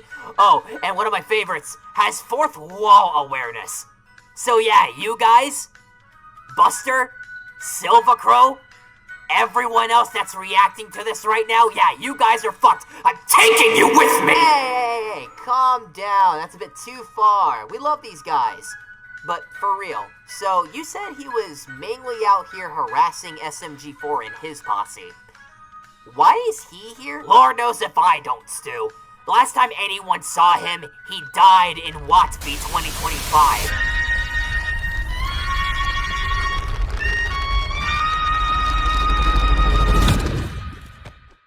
Which, if you guys don't know, is the last ever Watby because SMG4 is ending next month on the 27th. So, you know, mark your fucking calendars if you haven't already. But yeah, I got no idea why he's here or how he got here. Well, either way, Billy, I'm out a TV and I'm pissed. So you know what? You can sit back and just enjoy the show. I'm about to solve this puzzle right here. That's a spicy meatball. I'm Slenderman. Find my pages. Stu, what exactly have you got me doing out here in the middle of the night? Alright, so I was essentially drawing things out here because I love Mother Nature, and I was going to show them to you when I got back to the house. Unfortunately, it turns out that I lost all of them here. So you're going to help me get them back. Stu, you're a grown-ass man. Why do you need another grown-ass man to hold your hand for you? Oh, what's wrong, Billy? Scared of the dark? Look, if I help you get these pages back, will you promise to leave me alone for the rest of the night? After I brag about my artistic capabilities. Alright, whatever. Let's just get this over with. Oh, I'm gonna bring a flashlight with us. It's pretty fucking dark out here. Fine by me. Follow me and stay close behind. I think I remember where I last left them. So, Billy, general question, but have you heard about the stories around this place? Huh? What are you talking about? Well, I don't mean to throw this on you last minute, but there's been rumors that a guy's just been living here. We might want to keep an eye out for him in case we run into him. Are you fucking serious right now, Stu? Hey. It's better I let you know now than never. You know, I should kill you, but at the same time, I'm intrigued. What does the dude look like? Alright, so there isn't much on this man, but what we do know is that he's pale as fuck, is tall, and wears a black suit and tie. Oh my fucking god, I should have read the goddamn signs, Stu! You have entered the Slender Man's domain! The who? Oh no, he's coming. Stu, we gotta get the fuck out of here! Huh? What about my drawings? Screw the drawings! Run! Running.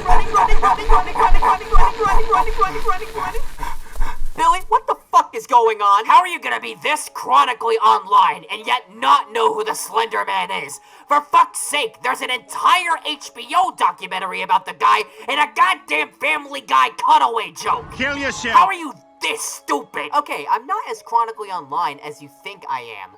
So, who the fuck is a Slender Man anyway? He is the creepypasta of all creepypastas. He's the face of them despite not having one. Am I gonna have to worry about Jeff the Killer coming to Jeff the Kill Me? I'm just gonna pretend I didn't hear you say that to prevent myself from having a migraine. But no, he is essentially what Bigfoot is to cryptids. Meaning we are fucked. How?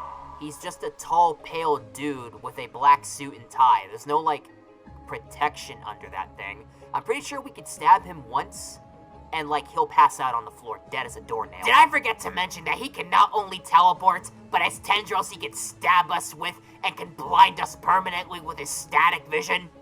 You know, the thing we just ran from?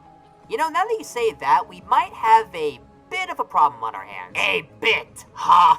Well, what other word would you use to describe it? Not a word, a sentence. A really big fucking problem, Stu. So are you gonna, like, keep telling me how bad this person is, or should I just, like, go out and get myself killed now? Look, if you came here by yourself, we wouldn't be in this predicament. Billy, what are you talking about? So, he has this weird fixation on basically taking anyone out that is aware of his existence.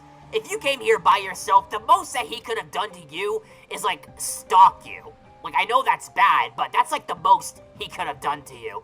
But since I'm aware of his existence, and now you're aware of it, he's going to want to kill the both of us. So, you know, thanks for ruining my fucking night yet again! Oh, geez, sorry, Billy. I just wanted you to hang out with me. Is there anything else that I should know about this guy? Oh, yeah, I forgot, but essentially, if you came out here by yourself, I forgot that he has this thing called slender sickness. The symptoms include massive amounts of paranoia, nausea, nosebleeds, nightmares, and hallucinations. So yeah, if he wasn't going to kill you, then you definitely would have gone fucking insane. Well, more insane than you already are. Gee, thanks for the optimism, Billy. Anyhow, are there any weaknesses that we can take advantage of when it comes to this guy? You're fucking joking me, right? Nope. Even if we did all the shit that we needed to do, like collect the goddamn pages, he would still kill us regardless. So, you know, we're kinda screwed here. Then what the hell are we doing? We're just delaying the inevitable. Isn't that what we do every day anyway? God damn it!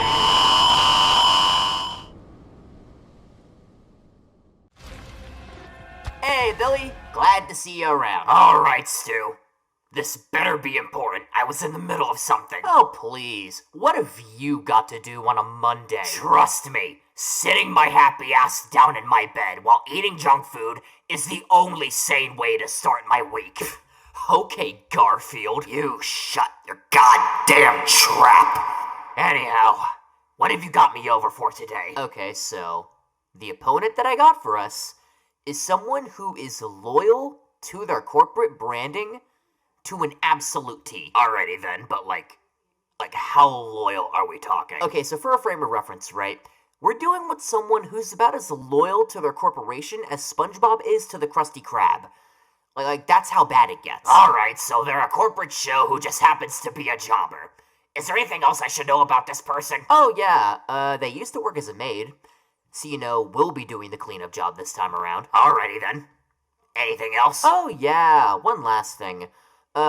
This kinda ties into the corporate branding bias, but they seem to have a fascination with their own company pens. I'm sorry, they fucking what? You're worthless and terrible. And if the company allowed it, I would straight up kill you myself. Oh my god. Stu! What did I tell you about bringing Murder Drone's characters into this? Hey. In my defense, it has been a while. Bullshit excuse, you idiot! Look, you're friends with V, and you're not a robo-racist anymore. So what's the problem? Well, you're correct in both of those statements, Stu. The fucking issue that I take with you on this is that you clearly forgot that Jay was able to do all of the following.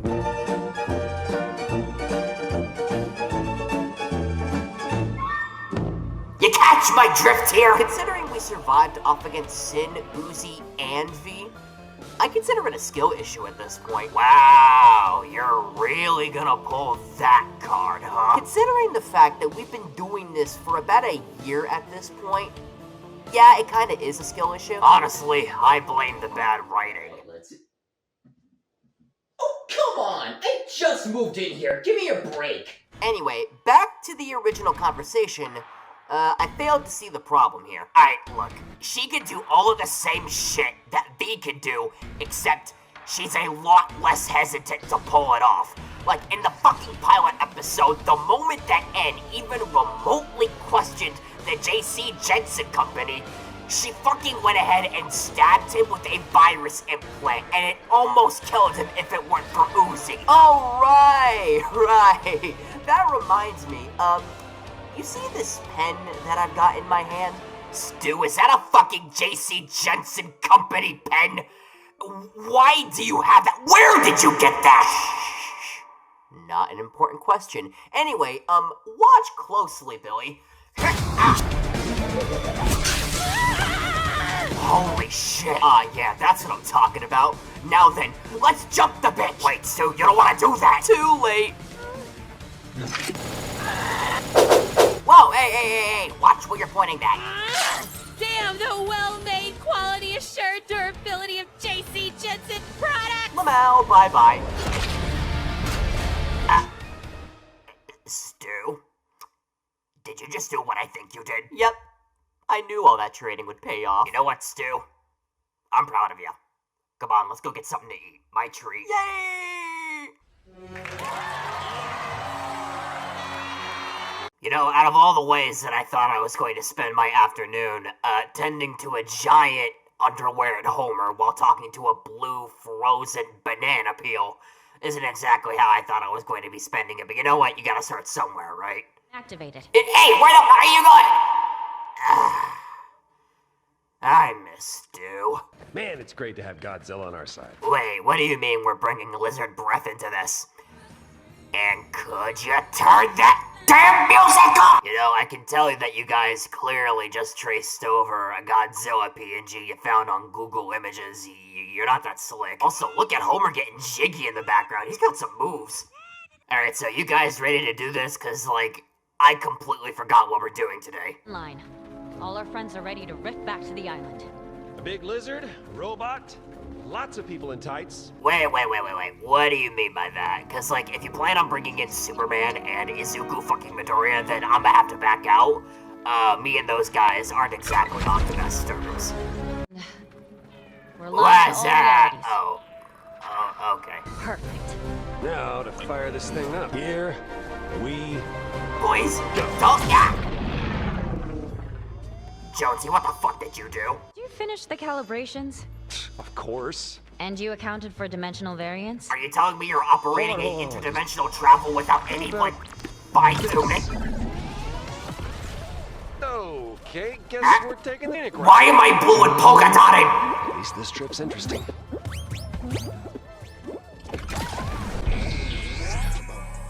Wait, I don't think this is very PC. Please, I don't want to make any jokes. Please, let me go back. Oh, we're outside. Springfield? Really? Homer, if you can wake up, I have a donut! Wait. Oh no, it's our Lord and Savior Hatsune Miku. Bow to word and worship for like a cock. You gotta be kidding me. Okay, now this is just fucking ridiculous. I think you're like messing around or something. Seriously, Jones? Okay, now you're just fucking with me. Common dance. Why is everything on fire?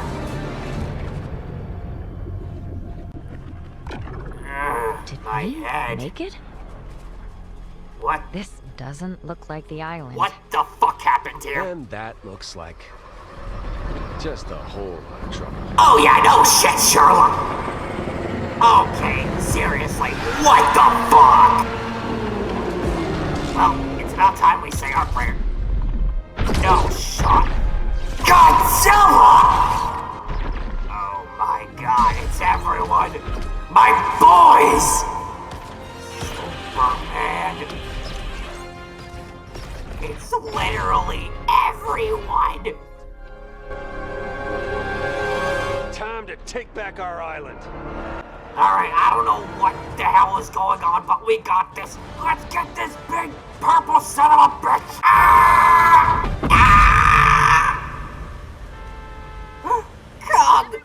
Kong, what'd they do to you? Oh, my big muscle monkey. Come on, Peter. Let's show these bastards what's up. Oh, you've gotta be fucking kidding. Don't worry, Kong. I will avenge you. Or Godzilla will. I don't have a goddamn clue at this point, but we're gonna fucking do something. Is that Ninja Tyler? What you say to me, you little shit? What do you think that's gonna do to it? Homer, throw that donut. Wait. I'm second. Oh, wait. This just fantastic.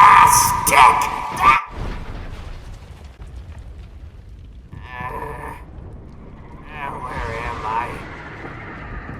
How far did I fall? Alright, I can try. Get away from me. Alright, that thing's dead. Alright, let's see. What is that? Oh, come on! What the fuck? Wait, I'm alive. Wait, maybe I can take this thing down. Okay, that just fucking hurts. This is getting really fucking quick. Wait, who is that? Wait. Is that the fucking bride? From Kill Bill? What the hell are you doing here? Get on. Alright. No questions needed. Now let's get on! Watch out! Watch while you're driving. Superman! No hard feelings, right? Alright, good. Hey, thank you, Jetpack. Haven't seen you in God knows how long. Alright, that's down. Onward! Take this big Galuga down! Yeah, you Homer, stop dancing in the background! Taste everything! Wait, what the fuck is that? Why is that thing here? Alright, I don't know what is that thing doing? Don't shoot that goddamn cube! Yeah, shoot back! Oh, yeah! There's my steel! Hit him with everything you've got! I'm taking you down! I'll see you in hell! Oh no, that's probably not good. The cube's gonna blow! Alright, what are we gonna do now? What the fuck? Who is it? Oh, Billy! Oh my god, is that Stu?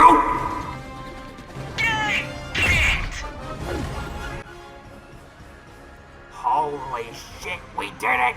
And that is for messing with my Fortnite Island! Oh my god, you did it! Holy shit. So wait, what's going on now? Wait, why am I floating? Oh, everything's going back to where they were. The greens and the grass, they're finally back. Anyway, I hate to say this, Billy, but this is where I bid you adieu. Farewell, buddy! Wait, I still didn't know. Wait, no, I know exactly where this is fucking going. No, I don't want to be going.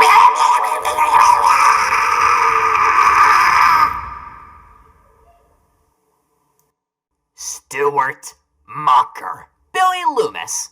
You want to explain to me what's going on here? Oh, I don't have the slightest clue what you're talking about. Could you elaborate for me? So you're just gonna expect me to stand here and not ask any questions as to why you've brought me down to the Has-Been Hotel? I mean, can you blame me? Stu, you tried setting me up against Alistair, and when that didn't go and work out for you, he went ahead and claimed your ass. So yeah, I have to ask, Why the hell are we at the place he currently is the host of? Oh, no. You misunderstood. You see, he left recently. He fucking what? Yeah, he left a little while ago. So, in all reality, you're not actually facing off against him. You're not fighting anyone today. I brought you here so that you can get redeemed. So when you say that, does this involve who I think it involves? Hello there. I'm Charlie. Welcome to the Hasbin Hotel. Stuart? Have you completely fucking lost it? You just love to complain, don't you? Oh, don't you give me that bullshit, Stu. This is Charlie Morningstar. You know, daughter of Lucifer, princess of hell. Okay. I know what you're getting at, but I found a loophole. Oh, really? Elaborate for me. Alright, so do you remember how everyone in hell is there because they need to be punished for their sins? Yeah. Well, it turns out Lucifer's punishment is that he can't harm sinners. And since Charlie is Lucifer's daughter, that logic would apply the same, would it not? No, because Charlie's a hellborn. That doesn't technically make her a sinner automatically just because she's the daughter of Lucifer. That's like very warped logic. Fuck. I hate it when you're right. Also, take this into consideration. She's more interested in redeeming us, if anything, so fighting would be a moot point. But even if we were to get into a fight with her, she could call in Vaggie or her 2 hell pets to come help her chew us out. So, in that circumstance, we can't hide away. Are you dead ass right now? I will say this, however, Stu. She's very reckless, especially given some of the stuff that she does in Season 2. And let's keep in mind that she's only ever been in one actual fight, and that was at the final episode of Season 1, where she and Alistair got completely mollywopped by Adam. You know, until Lucifer came in and I quote, fuck him. Well, this just got interesting. So you know there's that. And finally, she is way too optimistically naive. Like, granted her heart is in the right place, but her execution is very sloppy. A daddy's girl, huh? Well, that would explain why her mom never picks up the phone. Pick up. Hey, Mom. It's back. I really need you. Jesus fucking Christ, Stu! Look, you don't want to be redeemed, so I don't see the point in us trying to play niceties anymore. Yeah, Stu, about that, you're gonna want to look right behind you. Huh? What are you talking about? And my daughter! Don't forget! You're in my house, bitch! Alright, Stu. I got your letter and the bag of apples and came as soon as I could. Now, could you explain to me why it is you got me here at 4:50 in the morning? Listen, normally I wouldn't get you this late, but I got an offer from a guy who claimed to help us out with our problems. But I've got my doubts. What do you mean? Well, do you recall how we get our ass kicked? I think you're going to need to be a little bit more specific, but yeah, I'm very well aware on how we get our ass kicked every fucking day.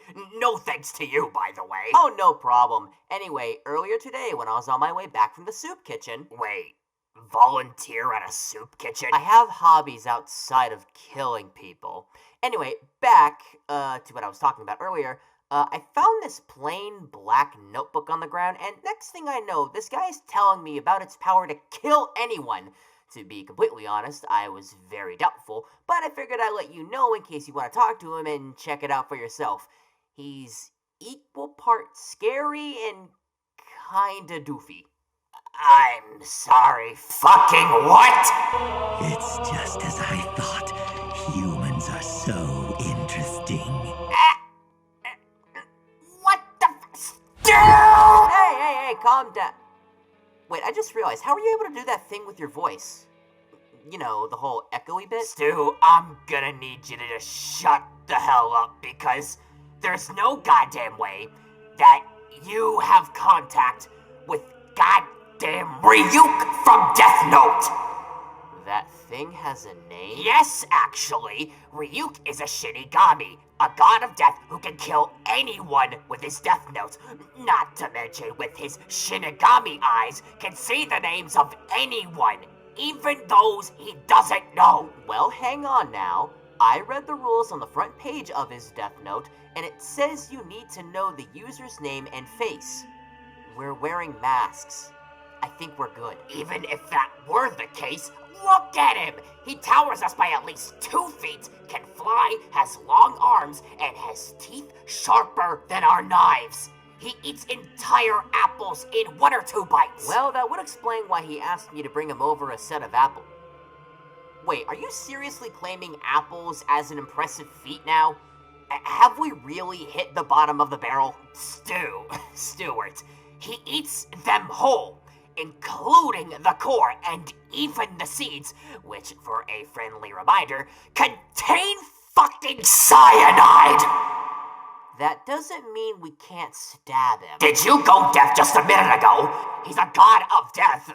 I'm pretty sure he's already dead, or on some plane where we can't harm him. In fact, humans aren't even supposed to see him unless they get in contact with a death note. Wait a minute. Stu, you can see him because you touched his death note. How can I see him? Oh, well... You grabbed my letter, didn't you? Yeah? What about... Oh no, you fucking didn't! Hey, you think I just carry paper on me? I had the book on me, so can you blame me? Abso-fucking-lutely! You took a piece of paper that you were told kills anyone whose name is written on the pages, and you wrote my name in it! I wrote, hey, our usual hangout spot at 5 p.m. To Billy Loomis from Stu Mocker. Have to address it properly. And this proves my point, don't it? I wrote our names on the paper. And we're still alive, aren't we? Stu, what time is it? Hang on, let me get my phone. It says 4:59. Stu, I fucking hate you!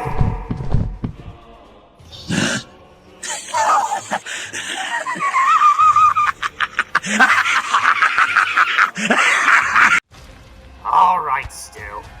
What is it this time? Alright, so this is a little bit different than what we usually do, but I actually have a movie question for you. Oh my god, we're finally doing this, something that actually relates to what we do. Alright, I'm excited. Alright, Stu, what's the question? Oh, wow, okay, I wasn't expecting the enthusiasm, but alright, here goes. You remember Charlie and the Chocolate Factory, right? Oh yeah, I remember that movie. It was one of my favorites growing up. What about it? Would you consider it a remake or a reimagining? A reimagining, duh. First, the movie with Gene Wilder didn't come out first, the book did. And even then, in order for it to be a remake, it would have to follow the movie or the source material to a T. But no, they changed stuff from the characters, the factory, to even giving a fully fledged backstory as to why Willy Wonka is the way he is. Oh, thank God I'm not the only one who thinks that. Stu, what could have possibly prompted this? You're gonna be looking at that guy right there. I'm the Nostalgia Critic, and get your dancing shoes ready.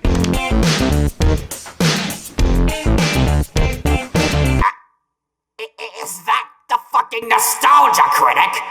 Stu! Oh, great. What's the problem now? Stu, you've been watching YouTube content since 2008. Don't bullshit me and say that you don't know anything about the fucking Nostalgia Critic. Hey, look, just because I watch YouTube essays does not mean that I watch movie reviews. Those are two completely different things. Stu, he does more than just review movies. He's not your average critic. He's the critic, and he'll remember it so you don't have to. Is that like a zinger that he has, or? My brother in Christ, he has more than zingers. For example, he has a gun. And I have a shotgun. Okay, but has your shotgun killed Mary Poppins? Fuck you, bitch! Now, why would he go and do that? Did he just not like supercalifragilisticexpialidocious much? Quest for Camelot made him do it. Ooh, okay, I understand. Quest for Camelot not only did that to him, but when the movie refused to elaborate or explain on anything, he became a goddamn noob. Just act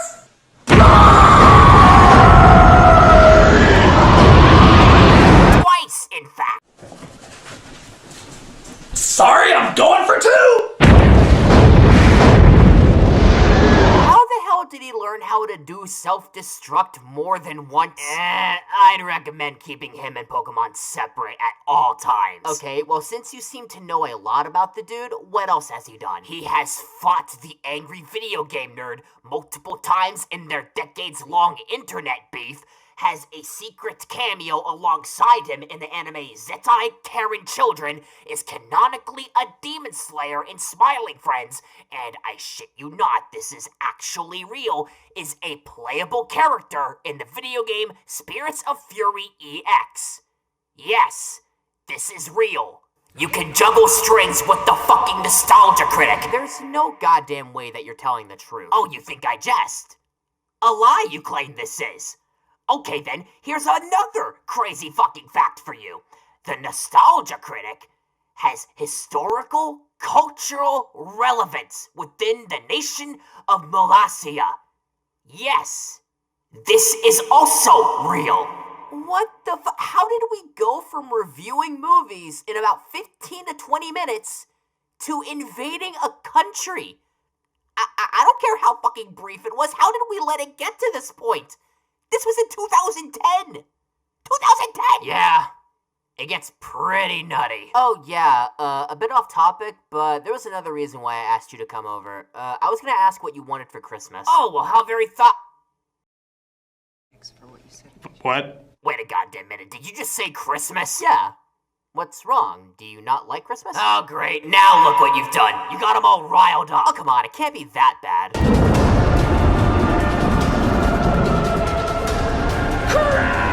Oh, God damn it!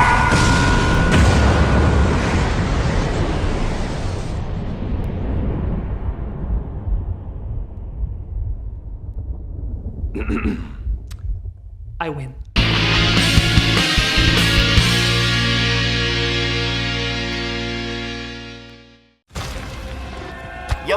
Yo, Billy! What's going on, my man? Stu. You are not a part of the hip crowd, so I'm gonna stop you right here before you embarrass yourself further. Can't blame a guy for trying. Yes, I can. Anyhow, who are we fighting off against today? Okay, so do you remember this old gimmick from a few years back called Toys to Life? Wait. Are you talking about that one phase a few companies went through where you would put a toy on some, like, USB portal thing, and if you were to put that in, like, a video game, that toy would become a playable character within said video game? That would be the one. Yep, I remember those games. Funny enough, you could actually play all versions of Disney Infinity on Steam right now and not need any of the physical accessories. It's a nice bit of video game preservation, if I say so myself. Anyway, the reason why I ask is because our opponent today comes from the game that started it all. So, you know, have fun with that knowledge. Did you get me fucking Spyro? Spyro didn't originate from that game series, you dumbass. Oh, I know. I just wanted to see if you knew it. Thank God you're not that stupid. Anyway, give me the knife. Now, who am I gutting like a fish? Ha! Do you hear me? I say ha! Those fools think they're winning. Well, they're not. Oh, you've gotta be Stu! Don't look at me. I told you where they came from. No. That's not my issue, Stu. You see, I would have been perfectly fine if you got someone like Trigger Happy or Stealth Elf, alright? I could have managed. But you got me fucking Chaos? I fail to see how that makes a difference. Stu, I'm gonna need you to look me dead in the eye and tell me with a straight face why getting someone who sounds exactly like Invader Zim was at any way at all a good idea. It's a happy coincidence. Stu, haven't you learned anything by now? There are no coincidences! Alrighty then, Billy. I'll hear you out. What exactly makes this dude so evil and conniving enough to be the big bad of Skylanders? Because quite frankly, all I see is a man-child with a Napoleon complex throwing a temper tantrum. Chaos is an evil avatar, Stu, which essentially means he has control of all of the goddamn elements. He's also a portal master, which means he can summon a variety of minions and goons to fight us in his place, even though he doesn't really need to do that considering he can also astral project, which means he can turn into a giant fucking head and shoot at us with laser beams. Forget that. Dude could just do the whole head thing and he could King Neptune my eyes with how bald he is. And that's not even going into his other forms, like his super evil chaos form, for example, which essentially turns him into a fucking Super Saiyan. Yeah, he's not all that creative, all things considered. Billy, how competent is this guy? I mean, it's like what you said earlier about him being a man-child. It's just, not only does he also have an overinflated ego, and while he was given immense power thanks to the darkness, he doesn't really know how to utilize it in the best way. This is a guy who basically shouts out, DOOM! For most of his vocabulary. So yeah, he's kind of an idiot. And considering the Skylanders games are mostly rated E10+, I have no doubt in my mind that he would genuinely get outplayed by a literal toddler. So what you're saying is we have a chance? Listen, if you want to go and fight Chaos, by all means, go right ahead. I'll just be sitting here in the background watching the ass whooping he's about to inflict on you. Your loss. Alright, Chaos. Get over here so I can kill you! Hey, Stu. Thanks for coming on such short notice. I really needed to have a talk with you. Oh, anytime, Billy. Now, tell dear Stu what's been going on. Okay, first, never address yourself as dear ever a fucking again. And two, we seem to suck at holidays. Oh, whatever could you be talking about? First off, we face off against the Leprechaun the day after Valentine's Day. Second, we fought against Michael Myers after Halloween. And more recently, we didn't even do a Christmas episode. What is the consistency of our inconsistency? We're just really bad planners. Yeah. No shit, Sherlock. I'll be surprised if we're able to do anything for New Year's Day. Alright. Well, what do you suppose that we do about it then? Absolutely nothing. Oh, there was also another reason why I called you over. I woke up this morning, and not only did I find it weird that all of our belongings were gone, but the place was literally flooded. Oh, god damn it, they hit us this year. I'm sorry, who's they? Smell that? Yeah. You know what that is? Fish. Oh, so you like flooding people's houses and stealing their shit, huh? Well, get over here so I can gut you like a Whoa, whoa, whoa, whoa, hey. I wouldn't recommend doing that if I were you. Or what? They're gonna rob our water now? Well, what's stopping me from jabbing this knife in their goddamn stomachs? Because, Billy, that right there is Harry and Marv, the Wet Bandits. And they've been through some shit that would make a Toon Force user proud. Oh, really? Try me. Alright, let's start simple. In Home Alone 2, Harry is on one side of a teeter-totter. Marv unknowingly jumps on the other side. This causes Harry to be sent airborne a few stories high, only for gravity to bring him back down to Earth so that his back could crush the roof of a fucking car. Harry? Not only does he not become paralyzed or dead after this, which is going to become comedically common in these movies, but he's fine. He just shrugs it off as if he didn't just almost meet God. I beggeth your finest pardon. Yeah, in Home Alone 1, not only does Harry get his balls shut by Kevin with rubber bullets, not only does he get his scalp burned by a flamethrower,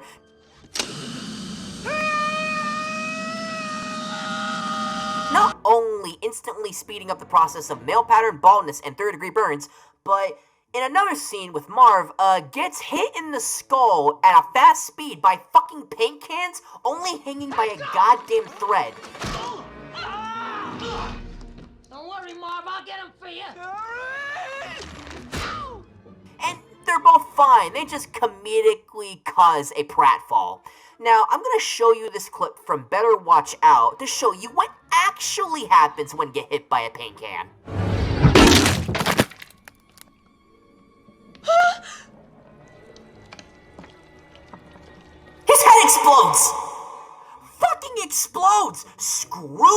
in this movie, by the way. You deceptive little manipulative shit! Alright, Stu, calm down. Alright, you've made your point on Harry, but what about Marv? Oh yeah, Marv's also insanely busted too, and he might also have some sort of brain damage, because not only did he get hit with the same fucking paint can method that Harry got hit with, but he constantly gets anvils, flour bags, Bricks, even?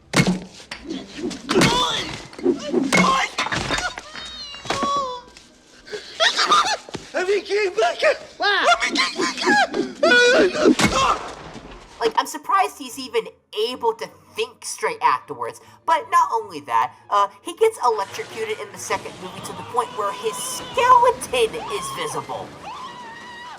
And, my most relatable part about Marv, he also has a fear of spiders. Shown by this scene here where he gives off an amazing scream.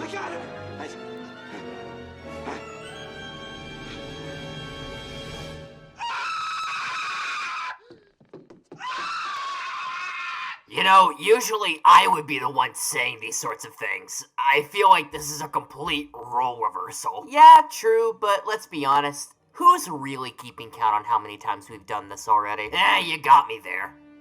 Wait, I just realized. Why do they call themselves the Wet Bandits anyway? Well, technically Marv's the only one that really calls themselves that. You see, Marv has this belief that every great criminal has to have some sort of a calling card. So his calling card is leaving the water running. So let me get this straight. That dumbass over there stole our shit and flooded the house afterwards. For a cheap thrill? Yeah, that pretty much sums it up. Stu, keep the knife. This just got personal. Whoa. What's got you all riled up now? Stu, you essentially confirmed to me that they're the ones that stole our shit and added insult to injury by not only flooding our house, but ramped up our water bill all for a sick thrill. Well, when you put it like that. Exactly. So, Stuart, on this glorious New Year's Day, won't you join me on this 2v2 melee? Well, Billy, since you insist with the rhyme, what the hell? I'll assist you in this fight. That's the spirit. To 2026, everybody. Stay frosty. Now then, let's kick their asses. Wait, Billy, I forgot. He has a gun! What the fucking world is coming to? How do you like that? Hey, Billy. So, the day has come. Well, yeah. That's how days start. Dumbass. Anyhow, who do you got for me today? Oh, no one special. Just a familiar face, that's all. So you brought someone back again. Is it at least someone that we have somewhat of a chance at beating? Even if that chance is like 1% in our favor. I mean, since we last fought off against them, they had a pretty significant debuff. So, you know, we actually might have a chance here. But I think what's important is that no matter what the percentage is of our win-to-loss ratio, it's that we do our best. God, you are unbelievably corny. Hey, at least I'm trying to make an effort here. Now, take the knife and go get him, champ. Alright, here goes. Now then, prepare to get stabbed! What will it take to get through to you? No. So much nope. Stu! Have you forsaken me yet again? Okay, I know this looks bad, but trust the process. I ain't trusting anything that comes out of your goddamn mouth. Why the hell is Izuku fucking Midoriya back? Get this, Billy. He's quirkless now. He's what? The final battle with him and Shigaraki resulted in him losing all of his quirks.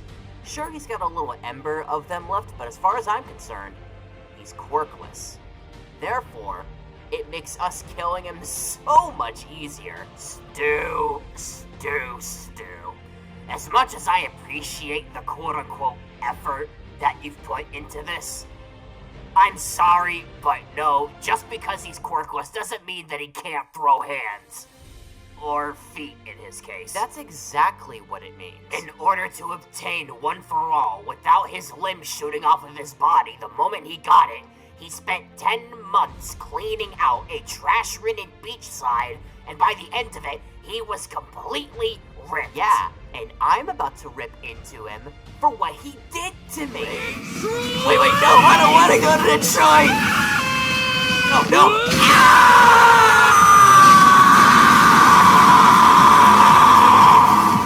Oh yeah, he did send you flying, didn't he? You know what? Fuck the both of you. Alright, so let me guess. You brought him here so that you could get your get back after he lost his powers. That's it, right? Yep, and I'm about to kick his ass. Highly doubtful. Billy, did you not hear what I said? He hasn't a quirk anymore. We can kill him. Let me ask you this, Stu. Have you even remotely considered the reality, or even slight possibility, that maybe I don't want to kill him? That's a whole lot of poppycock. Oh god, you're serious. Yeah. I don't want to do it, Stu. Well, why not? Stu, My Hero Academia is my favorite show and holds a very special place in my heart. And there's a lot of reasons as to why that is. From the characters, to the theming, to the storytelling, to even the commentary that it has on societal pressures that we face today. There's plenty of more reasons that could lead me going on into an hours-long tangent because of it. But instead, I'm going to give one example. The main example. And that is Izuku fucking Midoriya, the heart of My Hero Academia. The way that he wears a smile on his face, reflecting his master All Might, to the way that he motivates his peers and friends and everyone around him into doing better, even doing the simplest gesture of reaching his hand out to others, to not only to those that want it, but to those that desperately need it, even if they don't know that they needed it to begin with. He is the main reason as to why I put up with your bullshit. And he is also the reason as to why I smile under this mask every single day, even though I know I'm going to die at the end of it. Because I know that I can push through it, and I know that I'm strong enough to do that. So the moment that you ask me to kill him, and the moment that the life is taken away from his eyes because of my hands, is when my smile dies alongside him. Jeez, dude, that's dark. There's also the fact that he also has an armored suit, much like the one All Might wore in the final war. So yeah, no, I'm not gonna mess with that either. You could have just said that. True, but I also wanted to make you feel bad about yourself. Oh, you know what, Billy? Fuck you. I'll get you! It's all over! Throw everything I got! Oh, god damn it, here we go again!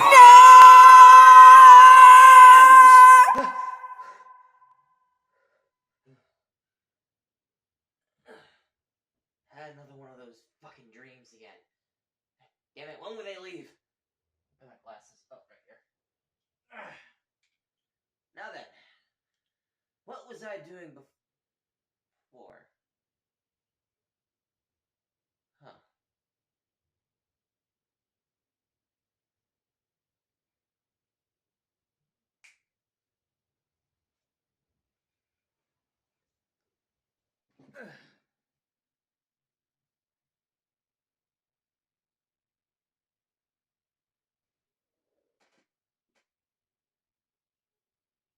Let's watch it again.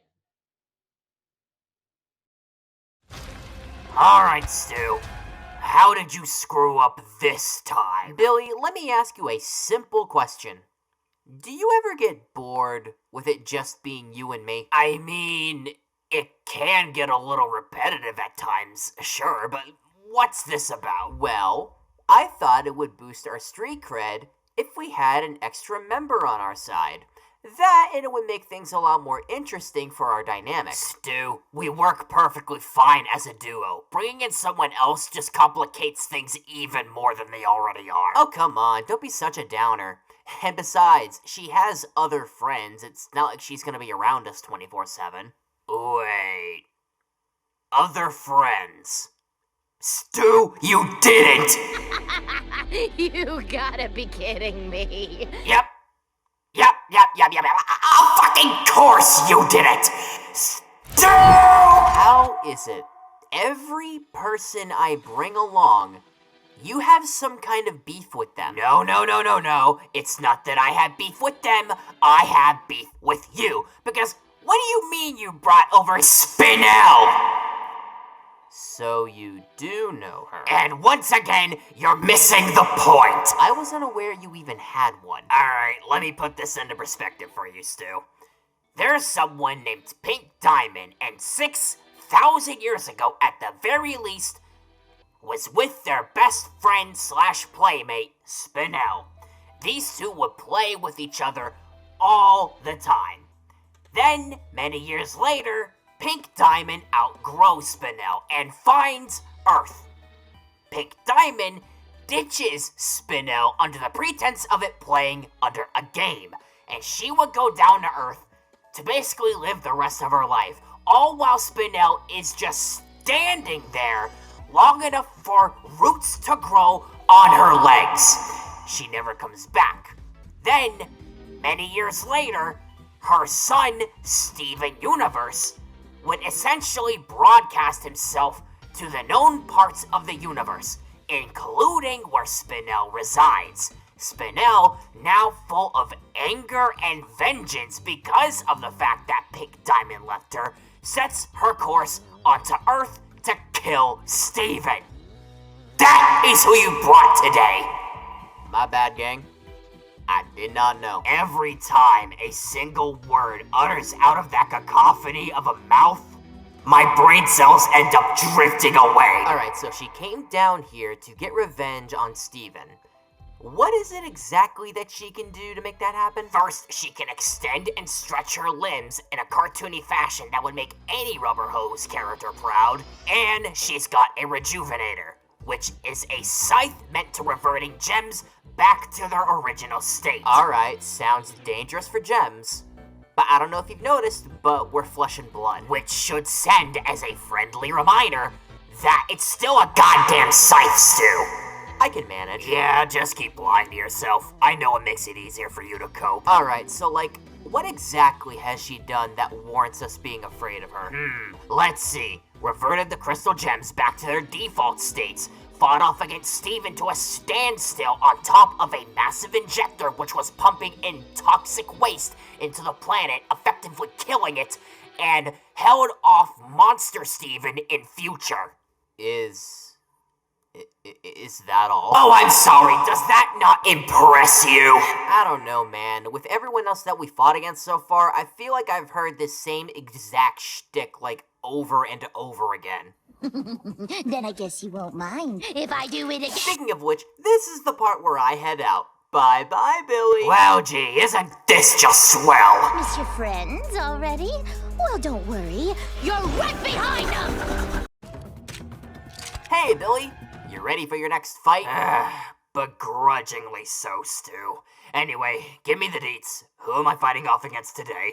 We are going to be fighting off against royalty today. King or queen? King. Alright, anything else? They put up a friendly facade at first, but then it also turns out that they're a massive tyrant. Ooh, must be my lucky day. I get to take down a bigger piece of shit than I am. So, anything else that I should know about this prick before I take the light from his eyes?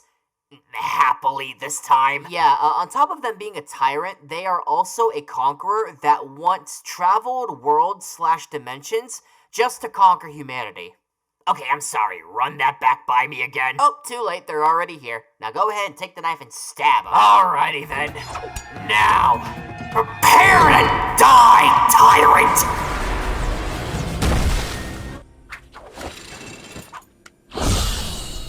Well, don't stop on my account. No! Stop! What's wrong? Too big for your britches now? Big? No, big is an understatement here, 'cause What the hell do you mean that you brought in Andreas Leviathan? Look, he may be a little bit bigger than I expected, but that doesn't mean we can't take him on. God give me patience. 'Cause if you give me strength, I'm gonna need bail money. Alright, so ignoring the very obvious problem here, what do you know about this guy? Well, to put it in your own words, he's a world-hopping, royal-conquering tyrant. That should spell it loud enough for you. Well, yeah, I'm the one that said it. I mean, like, what else do you know about him? Just like his dad, he is the ultimate gaslighter. He essentially tricked Marcy into bringing Anne and Sasha over to Newtopia so that they could find the gems needed to open the Calamity Box, which would have sent them back home. But since King Andreas is a tyrant like his people before him, he essentially backstabbed all three of them into doing exactly what he wanted so that he could take over Earth. Alright, so he's a mass manipulator. What else? Andreas not only has a giant robot army at his beck and call, not only has a massive suit for him that can fly and fight off against Anne Boonchoi, but, he also has a low-budget lightsaber. You guys are serious. Okay. Let's have some fun. Alright, well, I guess if we're gonna do that, I have the real deal right here, motherfucker. Stu, I hate to be that guy, but your ass is not fighting Andreas. Actually, you know what? You're right. Hold on, I'm gonna make a call real quick. Huh? Who are you calling at this moment in time? Yeah, right, so when can you get over here? Oh, I'm already here. Hey, David, it's been a minute. Glad to see you. Wait, David? What the hell are you doing here? David's got a side hobby to be a bug collector, so he's gonna help us out with this one. Yeah, I was told there was a giant bug here, so I'm here to collect. I hate to be the bearer of bad news, but that is not a bug. What? Andreas is actually a newt, which is a type of salamander. So, no, he's not a bug. Though, funny enough, where he's king, there are giant bugs, so if David ever wanted to make an addition to his collection that way, he could go over to Amphibia if he ever wanted. Amphibia, you say? Sounds like my kind of place. Thanks for the tip. Wait, don't go! God damn it, Billy. Now our best chance of winning this has left. Waste of a good cameo, too. Anyway, one thing to know about Andreas is that he was manipulated and gaslit by his father, and by the end of the series, he essentially helped defeat the Core, which was a hive mind of all of his ancestors' most brilliant minds. And now, to repent for his sins, he basically did a Thanos and is spending the rest of his days as a farmer. Damn. That botany life do be hitting different. On second thought, I just had a brilliant idea. Bye-bye, Billy. I'll see you back home. Wait, what? What the fuck? Enough! God damn it, Stu! Now look what you've made me do. They're putting chemicals in the water that are turning the frickin' frogs gay. Hey, Billy. Nice to see you. Yeah, whatever. Look, what's this I hear about you and me fighting off against a creature? Like, can you be a little bit more specific than that? Probably just went through bad on translation. Anyway, from what I'm understanding, you and I are fighting off against an ogre today. Now, when you say that, do you mean, like, as a figure of speech, or are we fighting off against, like, an actual ogre? Because if it's the latter, I'm sorry, but Shrek is neither love or life for me. Figure of speech, obviously. Though I will say, when I did mention the guy's name to a few people that I hang out with, they looked at me as if I was clinically insane. What's the guy's name again? Oh, shoot, I would, but he's already here. Alright, Billy, go nuts. Alright, now, prepare to get peeled like an onion! What's the matter? Haven't you ever seen a demon before? No, I'm not playing around this time. Oh, come on. You're gonna tell me that you're afraid of a guy who's obviously pumping steroids? That's just an intimidation tactic. Stu, I'm gonna need you to shut the fuck up, because that's not steroid pecs. That's the real fucking deal. And that is Yujiro Hanma. Oh, come on. You don't gotta take the piss out of the guy. Poor choice of words, Stu. It's not because anyone's taking the piss out of him. It's that he's going to piss on you. The fuck is he, R. Kelly? Look, I don't want to elaborate on that point any further, but my point is that you brought over the strongest creature on Earth to us. Mind how I said creature and not man.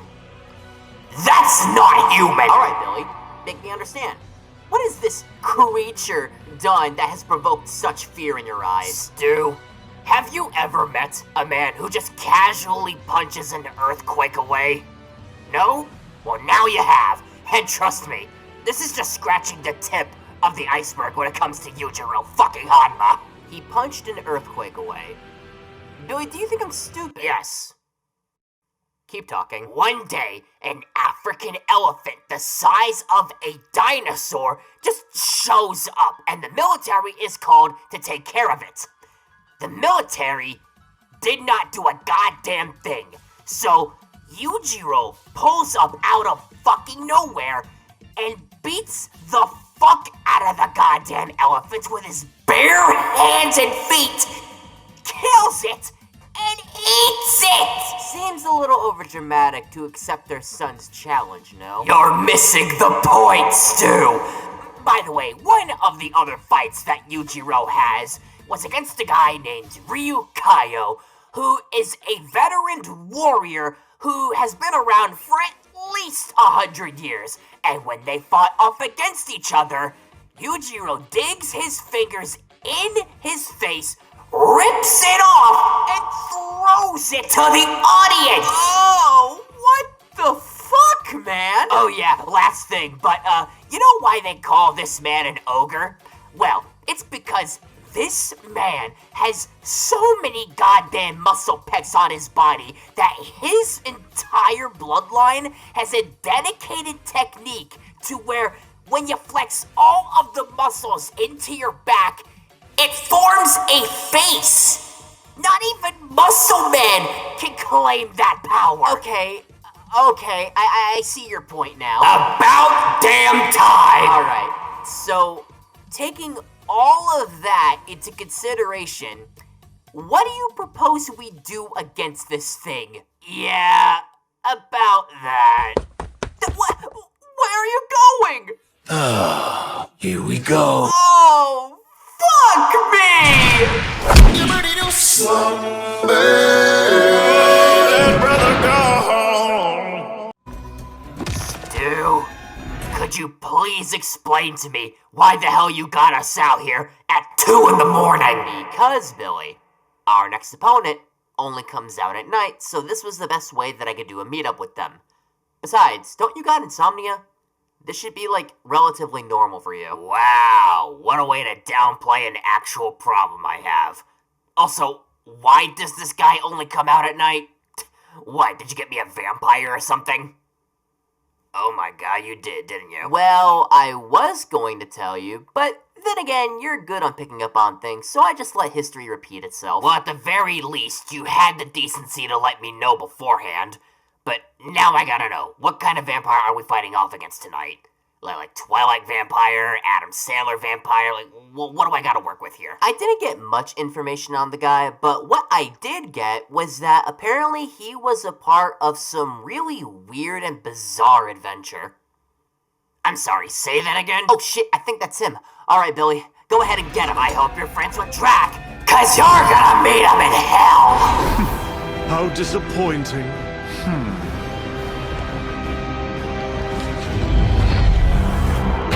Time to meet your end! Oh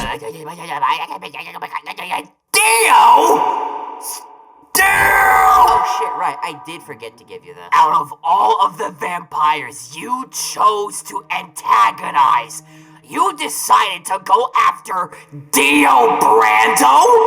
the fuck is wrong with you? You know how I said earlier how you're good on picking up on things? Maybe you could use that to inform me as to who that guy is. Dio is the bastard child of a drunken wretch who has had generational beef with an entire goddamn bloodline since the late 1800s. That's a lot of time to be dedicating your hatred towards anything. And you think I want to trifle with this man? Look, I don't know about you, but this guy looks way too flamboyant to be threatening.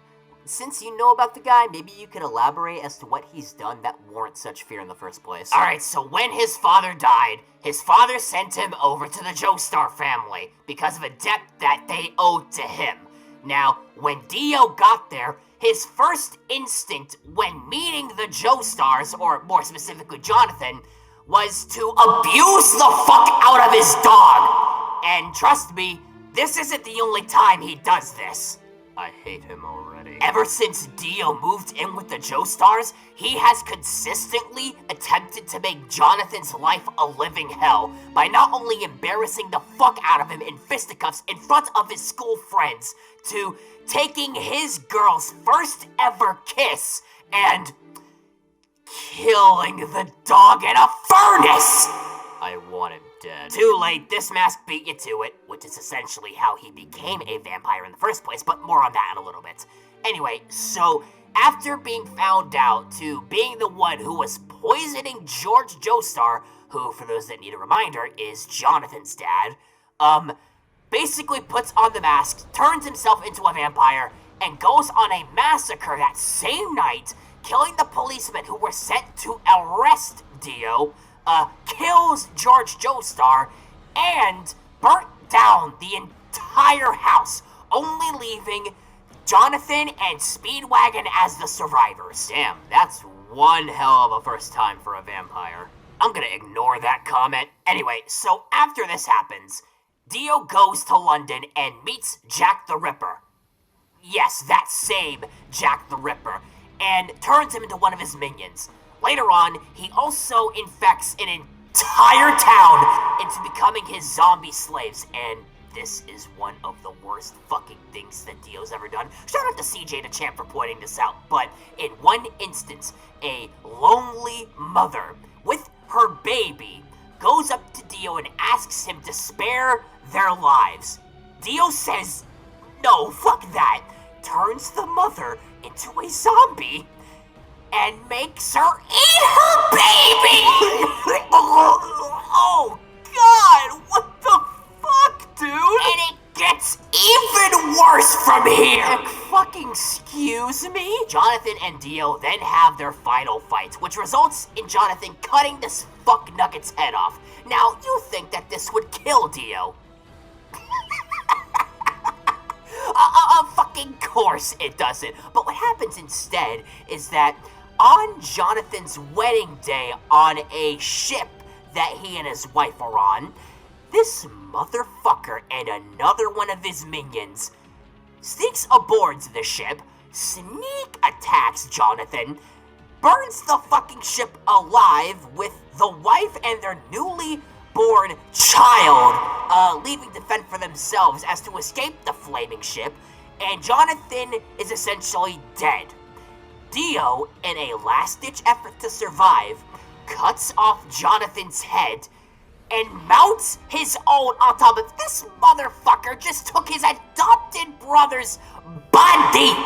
He took his whole fucking flow. He copied my whole fucking flow. Oh, word for word, bar for bar. You know, this isn't exactly how a honeymoon is supposed to go, but thankfully this is where he goes down with the ship, right?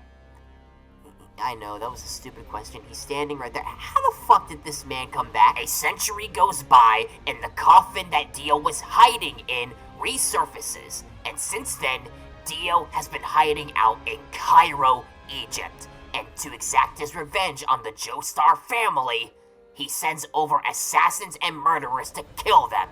And they all happen to be stand users, which means they have fighting spirits. And of course, Dio has one of the most powerful ones, and it stops time. So not only is this British psychopath a vampire, but he also has the ability to stop time thanks to his stand. Well, where is the goddamn stand? Well, you see, that's the thing, Stu. Only stand users can see stands. And since we don't have one, we're kinda screwed. Or that would be, if I wasn't prepared. I'm sorry, what? Yeah, I figured your dumbass would get us in this situation eventually, so instead of doing what I usually do and just let death take me, I decided, fuck that! And although it took a lot of time, resources, and money, I finally found it. Billy, what do you have in your hand? Oh, you're about to find out. Oh my god, are you okay? Oh, I've never been better, Stu. I no longer have a use for this. Alright, so what was your game plan? Kill yourself before he does, because, not gonna lie, that's kind of a dumb plan. Billy, look out! Nutty? Feast your eyes on true royalty, Dio. Now you face the Burger King! Now, get his ass! Come on, give it up, you British vamp. You are no match for my Burger King royalty. Oh, so you still want to fight? Really? You're next. Time to die. I swear to God, if we pull that time stop... Bring time to a halt!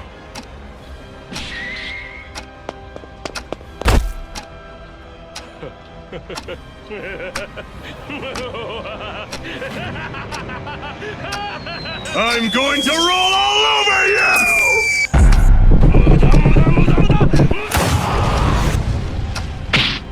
Are you telling me that's the best you got? That's just more evidence of your ineptitude in the presence of one. Oh, I'm sorry. Did you really think that would do anything against me? What? You see, Dio, my stand, the Burger King, allows me to have it my way. Meaning I've got total dominance over this entire fight. Meaning you can't do jack shit. Okay, now that's just some bullshit you pulled out of your ass. Shut the fuck up, Stu! Anyhow, prepare to face my Whopper Wallow! Die!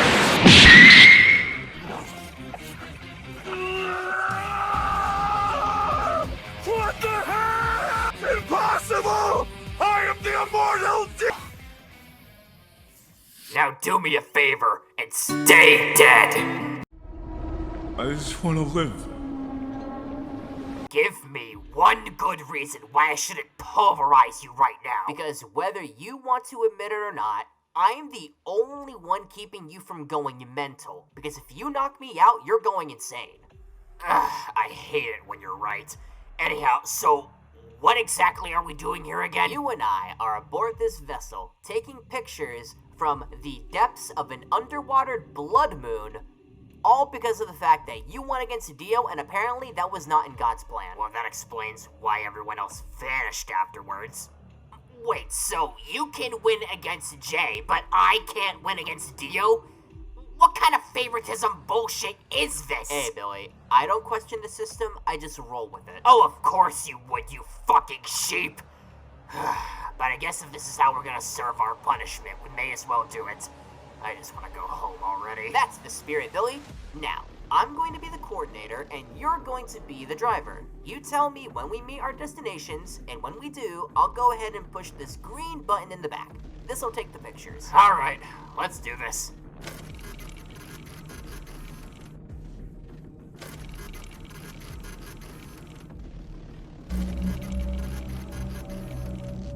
Hey, Stu, you mind if I ask you something? Sure. What's up? So, where did these moons come from exactly? That's the thing. No one really knows. All we know is that they started showing up right around when everyone disappeared. Maybe they're connected somehow? I mean, it's possible. What the hell was that? I don't know. Here, let me go and take a picture. What the fuck is that thing?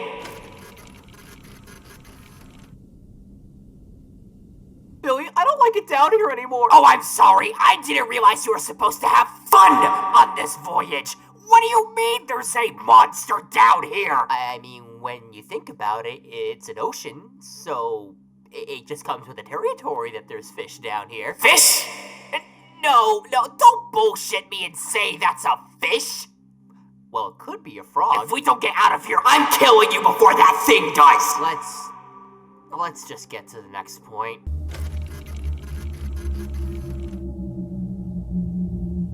Wait, so that thing we saw wasn't the only one down here? And it wasn't the biggest one?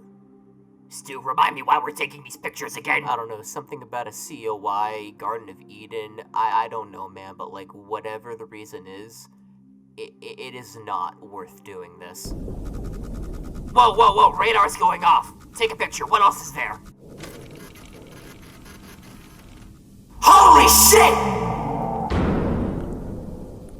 Stu, we need to get the fuck out of here right now! Oh my god. This is what happened to the last guy that was on here. Huh? What are you talking about? There was another vessel. It was called the SM-13.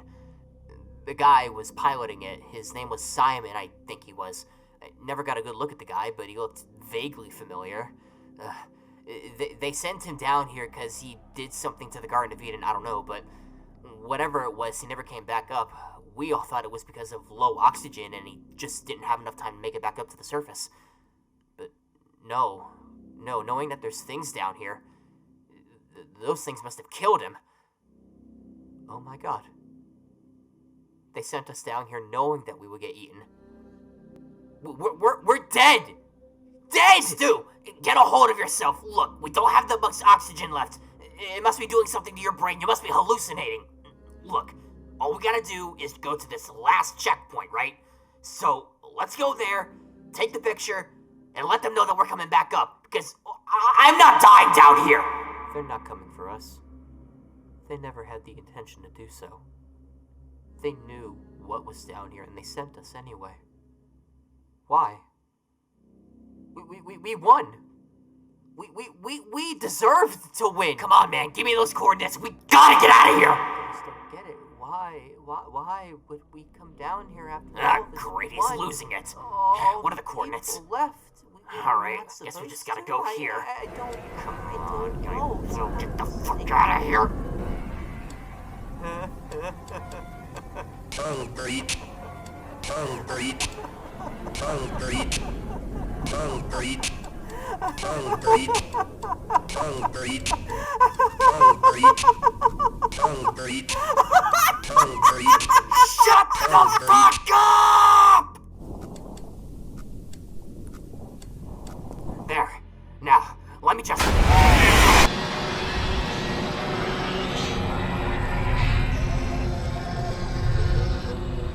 Stu, are you sure this is a good idea? Oh, don't you worry, Billy. I know exactly what I'm doing. Really? Because the last time we came up on a forest, Slenderman handed our ass to us. No thanks to you. Listen, that was a bit of an oversight. But trust me this time, I think you might get a kick out of this. Whatever, man. Look, how far are we from the place? Should be right behind these trees. Now, Billy, feast your eyes on the find of the century.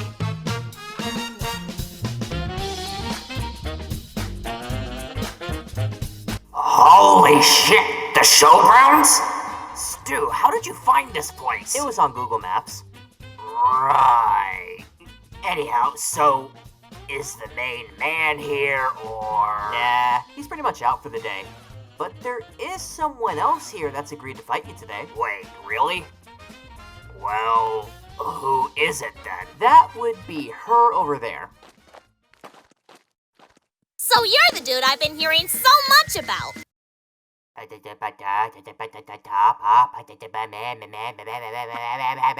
Maggie Splitzer? Stewart? Alright. What did I do wrong this time? You know what? To give you the slightest benefit of the doubt, you didn't get me Mario.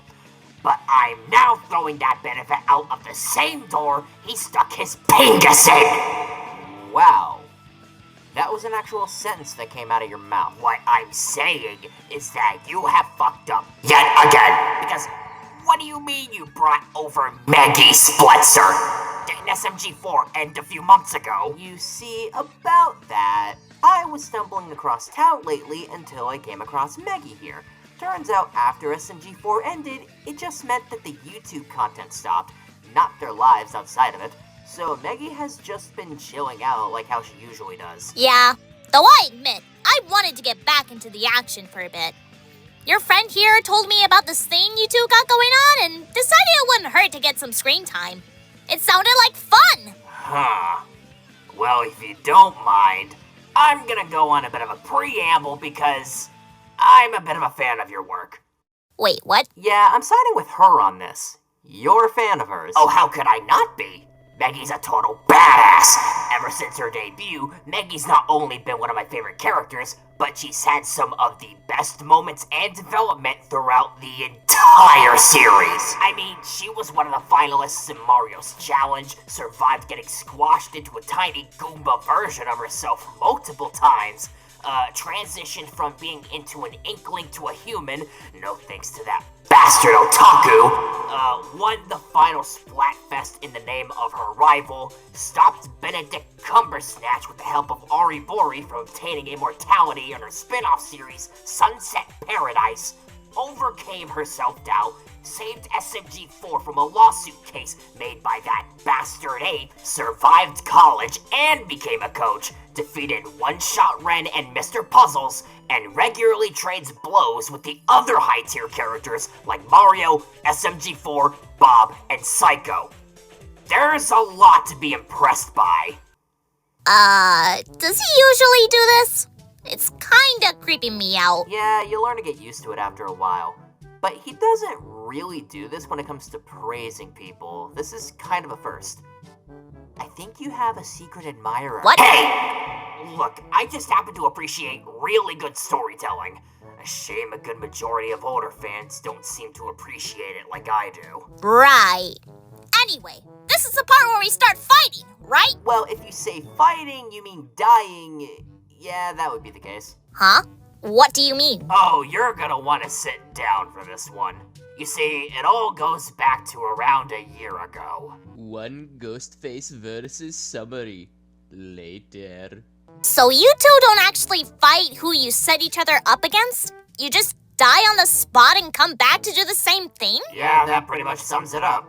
Though technically we have won a few times lately, so our odds are just steadily improving. You know, I don't even know if I want to fight you two now. That would just be adding more salt in the wound. Oh, thank the flying spaghetti monster! Crap. Well, there goes the viewer retention rate. Oh, shut up, Stu. Maybe there's something else we could do to pass the time? What else do you two do? I usually just sit back, watch My Hero, and engage in my Burger King slop. I'd invite you to come along, but you and anime don't really have the best track record. You're not one of those overly obsessed fans, are you? The last thing I need is another boopkins to traumatize me. Oh, heavens no. I stay far away from that side of the fandom as humanly possible. I'm the guy that usually gets the opponents for the both of us, but other than that, I just kind of do whatever, really. Well, why don't we just hang out for the day? You two remind me a bit of Red, and I'd like to coach again. Who knows? It could help you two win more. I actually like the sound of that. What about you, Stu? You in? Why not? Not like I have anything else better to do right now. Great! Now come on! Let's get to it!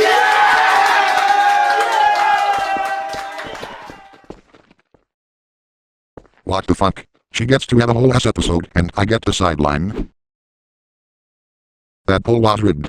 I swear to God, Kamren. Give me an episode, or I will chop your balls off, or my name isn't Swagmaster 69,696. Fuck. Alright, Stu. I'm here. Who am I dying to today? Well, aren't you just the optimist? You're the reason why I'm like this most days. You know that, right? Oh, come on. What have I ever done to have made you be like this? Oh, you mean like the time you sold me off to Bill Cipher for getting laid in Xbox Ultimate Game Pass? Okay. But in my defense, That was from about a year ago, and since then I have grown and learnt and changed as a person. Motherfucker, don't you start giving me that Logan Paul ass excuse of an apology. Ugh, God, I swear, this reminds me of the time of when we... What the fuck? I didn't even get to finish my joke! Billy, where the hell are we? Oh, God damn it.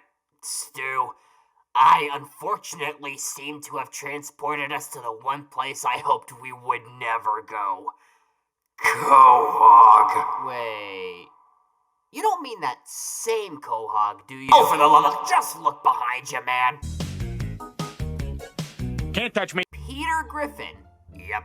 Have we really stooped this low? Well, it was either him or Poppy Playtime. Right. Anyway, so... why are we fighting Peter Griffin again? Cutaway gag. You know, I completely forgot that they made that into like an established thing they can do. What was that? That was someone's getting fired, is what that was. Weird. Speaking of cutaway gags, they are primarily the reason as to why he and the rest of his family are as broken as they are. Okay, so can you name me a few examples of what he's done in said cutaway gags? Because, not gonna lie, there's so many that I can barely keep track on who has and who hasn't done certain things. Alright, here's a simple example. He has his own gravitational pull. What the hell? What is this? What is this, some kind of gag? No, that's Orbit. Oh my God, is he that fat? Yes, but moving on, he also has the ability to shapeshift and morph his body, given the fact that he's changed his skin color, and the fact that he has an extremely good poker face by not having one at all. So his strategy is to become Slender Man. He also has a really consistent time manipulation ability. Like, he'll be able to rewind his own, stop the ones around him, and unintentionally stop his own sense of time. Again, it's weirdly consistent. And even taking the cutaway gag feats out of the equation, he's an experienced fighter facing off against his own family, Ernie the Giant Chicken, Liam Neeson, the Amish, a bunch of other people, and also Homer Simpson. Didn't that fight initially start because of the fact that Pawtucket Patriot ripped off of Duff, and so that led to Springfield suing Quahog for literally ripping everything off? Yeah, Family Guy is a little bit of a plagiarist. Oh my God. What? Did you have an epiphany? Stu, do you ever remember in how, like, a lot of the cutaway jokes for Modern Family Guy, it just revolves around Peter or anyone else from the main cast just dying on the spot, and then they, like, come back right after? Yeah. Oh my God, have we been ripping off Family Guy too? No wonder why I feel like our jokes haven't hit as well as they used to. Anyway, self-deprecating meta-commentary aside, there is one benefit that we have over Peter. Really? And what would that be? Peter is more of a dumbass than you. Now, I may be an idiot, but there is one thing I am not, sir, and that, sir, is an idiot. And that's saying a lot. Hey, Peter, do you remember the bird being the word? Yeah, he killed that bird. I could be a cold-hearted cynic like you, but I don't like to hurt people's feelings. Well, you think what you want about me, I'm not changing. I like me. Stu, why have you forsaken me? Never compare me to that fat fuck ever again. Oh, screw you, you petty bitch. Oh boy, he's about to ruin you worse than Scream 7. Oh, come on now, was that really necessary? Meg, who let you back in the house? What? I'm not Meg. What the hell are you on about? Okay, that is the last time you are gonna pull that crap. Oh, God damn it.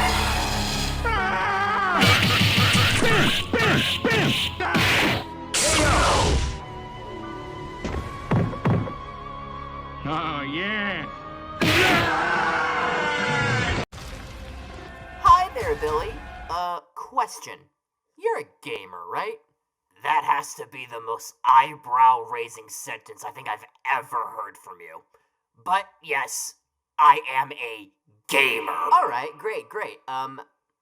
Who you reppin'? Stu, you do realize that the console wars at this point are like non-existent, right? I don't care. Who you reppin', Billy? Fine, if it'll get you to stop talking like that, I'll tell you.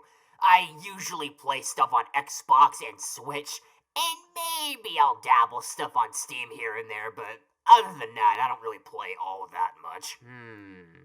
Interesting. Stu, could you please explain to me why the hell you're asking me about my gaming hobbies? Mainly one reason. Have you ever played a Sega Saturn? What? No, dude, the Sega Saturn's been out of service for like 25 plus years. Why are you bringing that old thing up?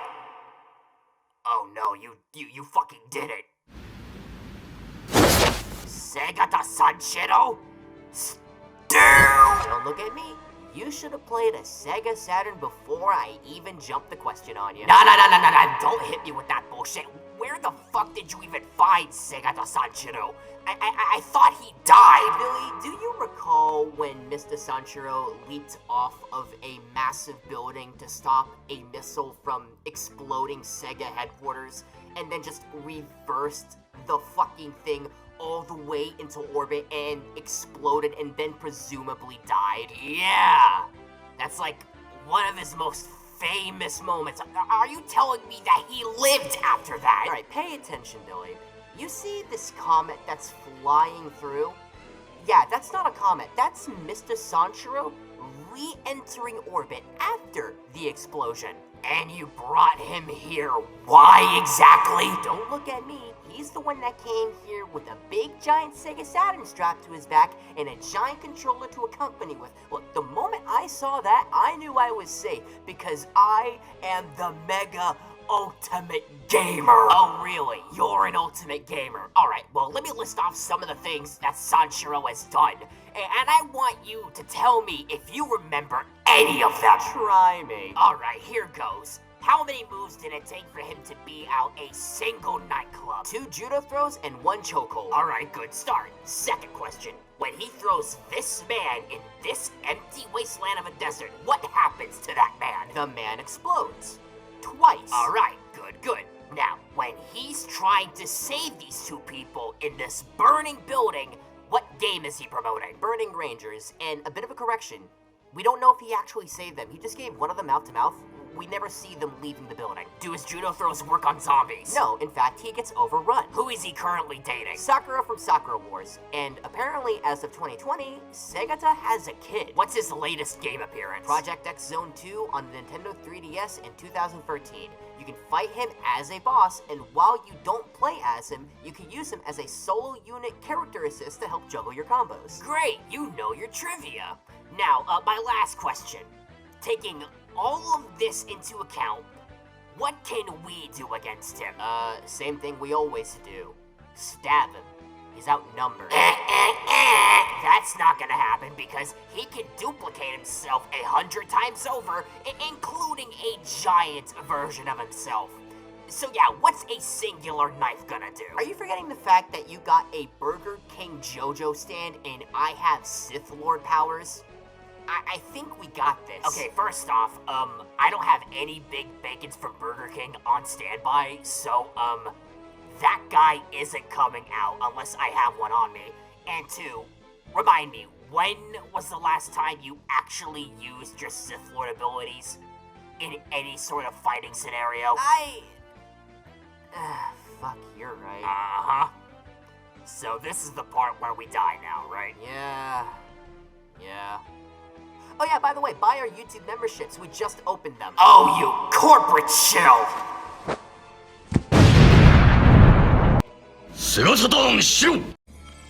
Hi there, Billy. Stu, why the hell did you decide to meet up somewhere freezing cold? My balls are growing icicles down there. Okay, first, too much information.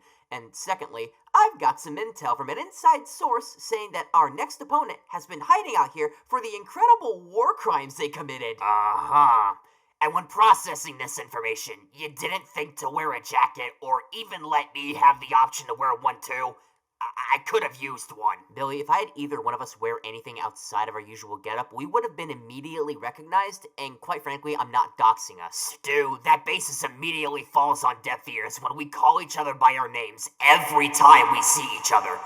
And besides, who else is gonna be wearing this outfit? Well, either way, our guy should be right behind that little hut area over there. Wait, hold the phone. That place looks familiar. I have a gut feeling we shouldn't be here. Oh, nonsense. We'll be completely fine. Oh, shoot. Looks like he's coming out now. All right, go and greet him, Billy. All right. Now, prepare to pay for your crimes! You do not wish to have this fight. Leave or die. Oh my god! The ghost of Sparta? Kratos? Stu! Oh, what's the issue? Scared of a white guy? Stu, that's the literal god of war. What the fuck? Are you out of your mind? Oh, come on. That's obviously just an over-exaggeration. I am going to over-exaggerate my foot up your ass if you don't shut the hell up. All right then, Billy. What exactly does this man do that warrants this type of a reaction? Kratos is literally called the god of war because he killed Ares. You know, the fucking Greek god of war. Okay, but like, isn't Ares a god? How the hell does a mortal man exactly kill a god? Well, actually, Stu, Kratos is one of the many bastard children of Zeus, so that actually makes him a demigod. But anyways, Kratos goes and kills Ares because he was tricked by Ares into killing his family. This is why he looks as pale as he does. So because he killed his family, he looks like Michael Jackson? Mind your tongue, lest you wish me to rip it out. I'm more surprised you know who that is. Anyway, this ends up snowballing into Zeus wanting Kratos dead after becoming the new god of war, mainly due to paranoia that Kratos would overthrow Zeus, much like how Zeus overthrew Kronos. Kratos being sick over the constant cycle and betrayal and murder made by the gods' hands, seeked revenge on Zeus and the rest of the gods of Olympus. This includes Helios, Hermes, Poseidon, Hades, Hera, Hephaestus, and Zeus himself. Okay. Interesting body count. Oh yeah, that reminds me. He also slept with Aphrodite during his raid on Olympus. So, you know, there's that. Damn. Nice. Wait, if Kratos slaughtered most, if not all of the Greek pantheon, what's he doing all the way over here? Well, Kratos, would you like to explain? No. Alrighty then. After destroying all of Greece, essentially, Kratos had believed he had redeemed his fallen family and made peace with himself. However, this only caused a long-lasting battle with depression as he went on a journey of self-discovery. This led him to the realm of Norse mythology as he began a second life, giving him a chance at a second family with a woman named Faye alongside his biological son named Atreus, who is also apparently Loki due to Faye wanting to represent her culture and him doing Loki-type things in the visions she would have. Unfortunately, later in life, Faye would succumb to an unknown disease and die as a result. Fuck. My sincerest condolences, Kratos. It mustn't been easy losing 2 wives this quickly after conceiving children. Stu, I would really wish you would stop provoking a Spartan's anger. I find both of you incredibly annoying, but at least you seem to have some common sense. Okay. I'll do my best to refrain from making comments. One thing, though. How exactly did he kill all these gods? I mean, clearly defeating those such as Poseidon and Hades couldn't have been easy. My brother in Christ, Poseidon was a tutorial boss. Are you fucking serious right now? Moving on, his most infamous weapon, the Blades of Chaos, is the result of him pledging his allegiance to Ares, as shown by the marks on his wrists. Those chains are forever tied to him specifically, so they aren't easy to get rid of. Alongside that, he's proficient with any weapon he gets his hands on, including items that he gained from killing several gods. This includes the boots of Hermes, Icarus's bow, Poseidon's trident, the literal head of Helios and Medusa, the claws of Hades, Hercules' gauntlets, the Nemesis whip forged by Hephaestus, and the blade of Olympus, the one weapon that is specifically designed to kill gods. And there's so many more from the Greek mythology, but I don't have all day to go over each and every one of them. But as far as his Norse mythology era goes, his most famous weapon is the Leviathan's axe, and it's a weapon he gained from Faye before her timely demise. That's a pretty damn impressive weapon lineup. Stealing weapons from the people he killed is badass. He's like Mega Man, except with a shit ton more blood. Mega Man? Don't mind him. He's kind of an idiot. I mind him a lot. Are you two done? For what it's worth, I never wanted to fight you, pussy. Enough! Have either of you seen my boy? Atreus? Sorry, man. Haven't seen him. Wait, did he have a yellow apparel with a crabby mohawk and wore a bow around him? Stu, what the fuck did you do? Atreus! You know, it's a funny story, actually. Oh my god, you killed him, didn't you? Yeah, I totally did. Billy, was it? Does this friend speak for you? Absolutely the hell not. Then you may live. Oh, come on, that's bullshit. Stu, this is what happens when you provoke Mortal Kombat's first ever guest character. You deserve what's coming to you. You will not see the end of this day. No, please, I didn't mean Do it. not deny me my revenge. I am him. If you believe in a god, make peace with him now. Stu, I'm not so sure this is a good idea. Billy, we've already broken into the place and gotten as far as we have. I'm pretty sure there's like no backing out now. Yeah, but come on, man. This place is creeping me out. You know I don't like going into abandoned buildings. Oh, really? Sounds like a you problem. Oh, piss off, Stu. Anyway, what exactly are we looking for here? Okay, so hear me out, Billy. This is a toy factory, which means there's bound to be some rare collectibles that have never seen the light of day. So what I think we should do is pick up as many of these collectibles as humanly possible, go back home, and put them up on eBay for an insane price. So your plan is to be a modern-day Pokemon scalper. I want you to know that that hurt me more than anything I've died to. Yeah, man. Look, what does the toy look like so we can get out of here quicker? Alright, let's see. They're tall, blue, long limbs, big red smile, and they've got eyes that are looking directly into your soul despite not looking like they have one themselves. I'm sorry, what? Hold up, Billy. I think we found them. Already? Well, let me go ahead and pick it up and we'll be on our way out. His name is Huggy. Huggy Wuggy, when he hugs you, he'll never stop. Stu, I fucking hate you right now. And here I thought we were gonna go a whole day without this happening. You know, I should have figured something was wrong the moment we came into an abandoned building to look for anything. But you're gonna tell me that you were looking for Huggy Wuggy? I'm getting the feeling like you know something that I don't. You're only just now realizing that? Unimportant. But look, why are you pissed that we found Huggy Wuggy? Is he, like, too heavy to carry out of the building? Stu, that is a fucking monster that lays before us. Yeah, you completely lost me. Okay, look, in 1930, right? There was a guy named Elliot Ludwig that founded a toy company called Playtime Co.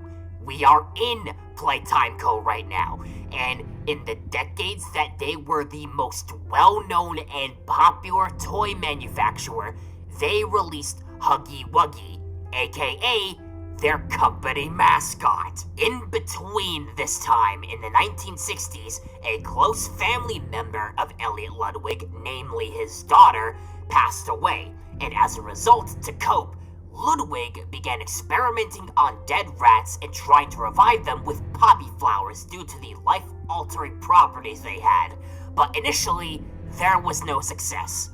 However, later on down the line, it sort of transformed into this pet cemetery-like thing where they did come back, but they weren't exactly themselves, if you catch my drift. Okay, but if we're going on the basis that it's Pet Cemetery, like, that would mean that he would have had to experimented with something other than dead rats. What did he experiment on? Only the most obvious controllable variable in indie horror. Children. Oh, God damn it. One of the many children that was undergoing such torturous experimentation was a boy that Ludwig adopted named Oliver, and after vigorous amounts of experimentation, he became 1006, the prototype. And the reason that Ludwig conducted this experiment was as a sort of test run to see that he could revive his dead daughter in the form of a Poppy Playtime doll. And unfortunately, this worked. Oh, great! Wait, what do you mean, unfortunately? Well, apparently it turns out they didn't stop there. Over the course of many decades, they continued to do this with several other children. And eventually, the toys had enough. On August 8th, 1995, the toys revolted against their captors at Playtime Co., and thus ensuing a mass murder event only known inside the facility as the Hour of Joy.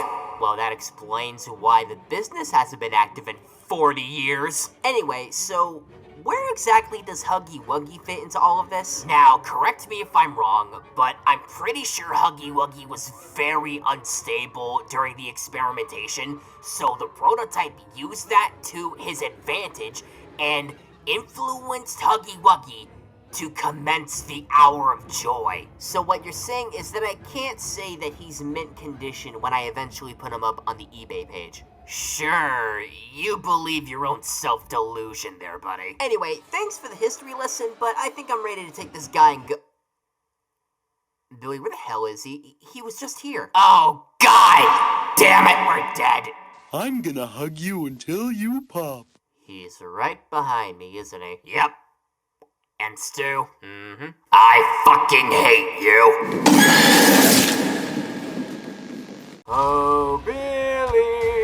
What the hell do you want? Oh, what's wrong, Billy? Why do you gotta stick up your butt? Because, Stu, every time you pull that sing-songy "Hello, Billy" bullshit, I just know you're bound to be twice as annoying. Why am I getting the impression that you just don't like music? I like music.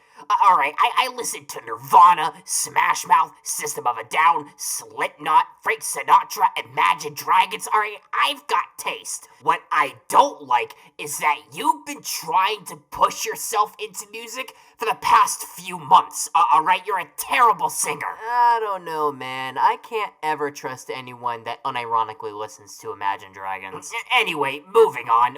Why did you call me out here today? Oh, yeah, right. Our next opponent is here today, and fortunately, or unfortunately for you, he's about as musically inclined as I am. Oh, god damn it. Well, at the very least, I'll just imagine myself killing you instead. Now, give me the knife. Now. Hope you're ready to have your curtains closed. Let's get you rockin' rap is the Music Meister. Oh, you! Stu! Now that you've went ahead and met my music coach, you still think I'm bad at singing? Yes! Absolutely, I still think you suck. Also, what do you mean you have the Music Meister as your coach? I think you're just jealous that the Music Meister, a musical profession, has found an equal in me. Stu, you can stop trying to be funny now. April Fool's has been over for a few days, man. Jealousy. Stu, do you even know what the Music Meister has done? Oh, of course I do. He's voiced by Neil Patrick Harris. That's all I need to know. Oh my fucking god. Okay, so Music Meister's gimmick is that whenever he sings, he controls the minds of those around him, kinda like a Pied Piper. And when he's doing the singing, he's able to control Gorilla Grodd and Aquaman. Like, I know there were other heroes and villains there when he was mind controlling them, but the main two that I want to highlight is Gorilla Grodd and Aquaman. You know, the main telepaths in DC. Okay, first, Aquaman's only telepathic when it comes to fish. And two, I'm pretty sure Gorilla Grodd's like an outlier here. Oh, outlier my ass too. By the way, Music Meister can amplify his music with third-party sources to the point where he was able to successfully enslave the planet. In his Day fucking view. Do you understand how impressive an accomplishment that is? For your first ever grandstanding. Okay, interesting accomplishments. But how did we get here? What happened to him in his youth that led him down this road? From what I could gather, he used to be a choir boy. And much like anyone who is even remotely interested in music in their youth, he got ridiculed and bullied for it. Until when he started singing in higher pitches, could he induce a hypnotic trance that allowed him to control the people that was making fun of him. Okay, I know this is a cartoon show, but like, seriously, who in their right mind is going to be this old and bullying a little kid because he likes singing music? I think we should be focusing on, like, the bigger problem here. Oh yeah, one thing to know about Music Meister is that he's really into Black Canary, but mainly in regards to her voice. And when he tried swooning her and she rejected, because, you know, obviously, he took the Titan route from Megamind and said, if I can't have you, then nobody can. So what you're telling me is that my music coach is an incel. Yeah, pretty much. Oh, god damn it. Speaking of which, how the hell did you meet up with the Music Meister anyway? I thought he was held up in Arkham. You see, the thing is he was, but because of some meddling kids, he kinda escaped. Right. Anyway, so you do realize that we're screwed, right? Oh, come on. What's the worst that could happen? He's the Music Meister! Under his spell, we're toast! Alright, Stu. I'm here. Who's gonna make a mockery out of me today? Why aren't you just getting straight to the point? Well, now that you mention it, there was something else I was going to ask you. You ask me something. Alright, I'll bite. What do you want to know? Okay, so do you remember a long while ago when we went to a restaurant and you went there specifically for their pasta? Yeah, I remember. Not too fondly, but what about it? Okay, so my question is, do you eat spaghetti or buttered noodles? I could go either way, but more often than not, I'll typically choose buttered noodles. Throw some meat in there and some Parmesan cheese and I'll be a happy boy. Alrighty then, good to know. I'll put that in the back of my head for later. Anyway, back to the subject at hand, I got an old guy for you today. Really? Have we become that desperate for a win that we're willing to target the elderly? I don't know, man. From what I've heard people say about him, you thought he'd be King Von. Okay, now I'm curious. Who the hell did you get today? Look up and you'll find out. Huh? Stand ready for my arrival, worm.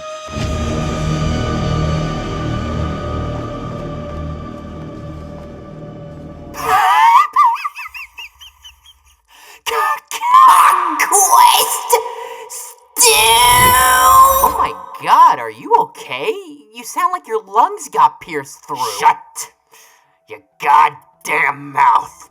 I don't want to hear a peep from you because how in the fuck did you find Conquest? Oh, you see, Billy, I was just minding my own goddamn business, and then I overheard this dude talking to Mark about preparing this world for the Viltrum Empire, and so I said, nuh-uh, you're not taking over anything, and then next second I know he just beat me into a bloody puddle. So you're telling me that you looked at an old guy flying in the air with massive pecs, a receding hairline, a massive fucking scar across his eye, which also doesn't have a pupil because he's blind in it, missing a hand, replaced by the Infinity Gauntlet, crooked teeth, and sounded like Jeffrey Dean Morgan. You're telling me that you told him nuh-uh, and then thought after the ass whooping you received from him that I wanted any part of that. You know, now when you put it into words, you make it sound like I'm completely insane. That's because you are insane, you goddamn moron! But, not as insane as this guy flying above us. Okay, so that's the thing. I've heard a lot of people say that he's a menace, but then again, that's just stuff I've heard. What do you know about him? Stu, have you ever met a man that just ever so casually declares that he's gonna rip a child in two and then eat their heart, and almost succeed in doing it? Yeah, that's just on the lighter end, as to what Conquest is capable of doing. You call that light? It's like I said, Stu. He does this shit for the love of the game. It's even gotten to the point where he's such a fucking menace that he actively encourages whoever he's beating the life out of that they can do it, giving them a false sense of hope. He's a fucking sadist! Alright. That's pretty disturbing, not gonna lie. Oh, you want disturbing? Well, Stu, do you recall how Nolan made Mark go through the train? Oh, don't even get me started. Wait, what does that imply? Okay, so imagine that, right? But done like 100 times worse. No. And the most fucking crazy part about this is that after this scene, he fights off against Adam Eve. And while she did hold him back for a bit, he eventually, quote-unquote, killed her. And with the blood that was on his hands, he then proceeds to lick the blood and goes off to Mark about how, since he basically pissed off the Viltrumites, they sent Conquest here, and he thanks him for that. No, that's fucking raps. Well, taking all of that into consideration, I see why people were calling him King Von now. Yeah, so you see why I say we're ultimately fucked here? Wait, what the hell is he doing? Huh? What are you talking about?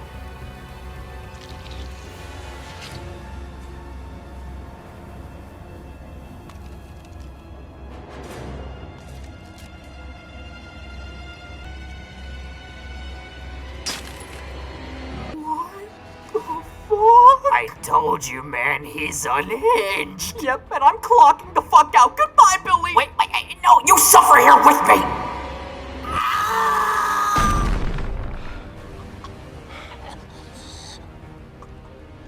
I am so lonely. All the other Viltrumites are scared of me. And as I get better at it, they fear me more and more. Take it to your grave. Good morning, Billy. You ready for today's assignment? Morning to you too, Stu. And to answer your question, that fully depends. What on God's green earth have you signed the both of us up for today? Well, Billy, do you recall how I signed you and me up for animal control a long while back? Oh, you mean the same profession where we both got blown up by penguins? Yeah, hard to forget that. It's a good thing you remember. Now, I bring this up because I was approached by a client earlier today that wants our services in this exact department. Uh-huh. Now do pray tell, what is the description of the animal we're gonna be catching today? Well, based off of what the guy gave me, we're going to be catching a teal-colored platypus that wears a fedora. I'm sorry, could you repeat that again? Wait, Billy. I think I found him!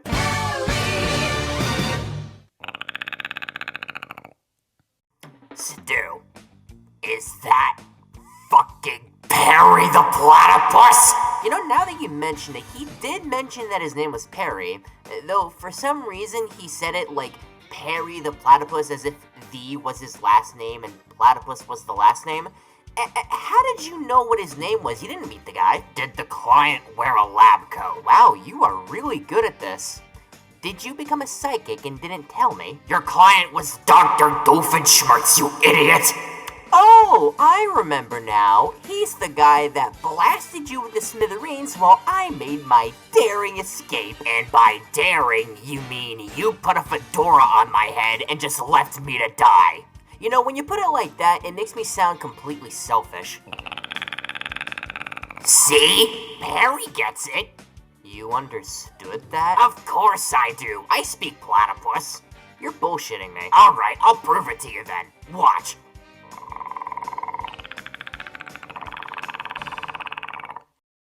Well, that's new information that I'm gonna have to process. Anyway, so, do you know what Agent P has done? Well, considering he's a platypus, he's one of the only few mammals that can lay eggs. What? No, I mean, technically, you're right, but that's not what I'm talking about. I mean, like, do you remember the time where he, his owners, and his nemesis went into another dimension, and then he proceeded to fight an evil platyborg version of himself who was controlled by the eviler version of his nemesis? Or do you remember the time where he assisted the fucking Avengers, his owners, and his owners' friends, into fighting off MODOK, Whiplash, Venom, and Red Skull? Wait, you mean that same Red Skull, or...? What other Red Skull could I be talking about? Yeah, you got me there. Wait, does this mean that one rap battle between Doom and Doof could technically be canon? I mean, it's possible, I assume. So, are you gonna translate what he's saying to me? Because I'm not following. I'm just screwing with you, man. You can talk! Only when I'm not on Disney's cameras. Huh. Well, ain't that just convenient? Anyway, Stu, he has his own theme song. If Stelio Cantos has taught you anything, it's that never mess with anyone who has their own goddamn theme song. I fail to see how that's relevant information here. Can I just please have a single day where you are not as dense as Doofenshmirtz is when trying to figure out who Perry is when the only difference between him and a regular platypus is a hat? I mean, he's a secret agent, right? So it just comes with the territory that he'd be good at disguising. I guess you're right. Oh, by the way, Perry, since you're here, I wanted to ask you something. Yeah? What's up? So, why on God's green earth do you have such massive pecs? Fortnite. Oh. Anyway, it's been nice chatting with you too, but I gotta go stop Doof from building it later today. And don't worry, Alco will pay for the hospital bill. Ciao. Huh. That was actually a nice conversation. Still not over the fact he can talk now. Yeah, that was kinda weird. Wait, what did he mean by hospital bill?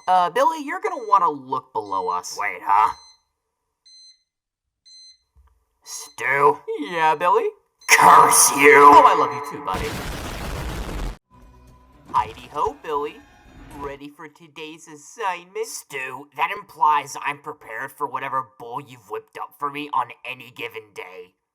So no, I'm not ready. Okay, I hear you.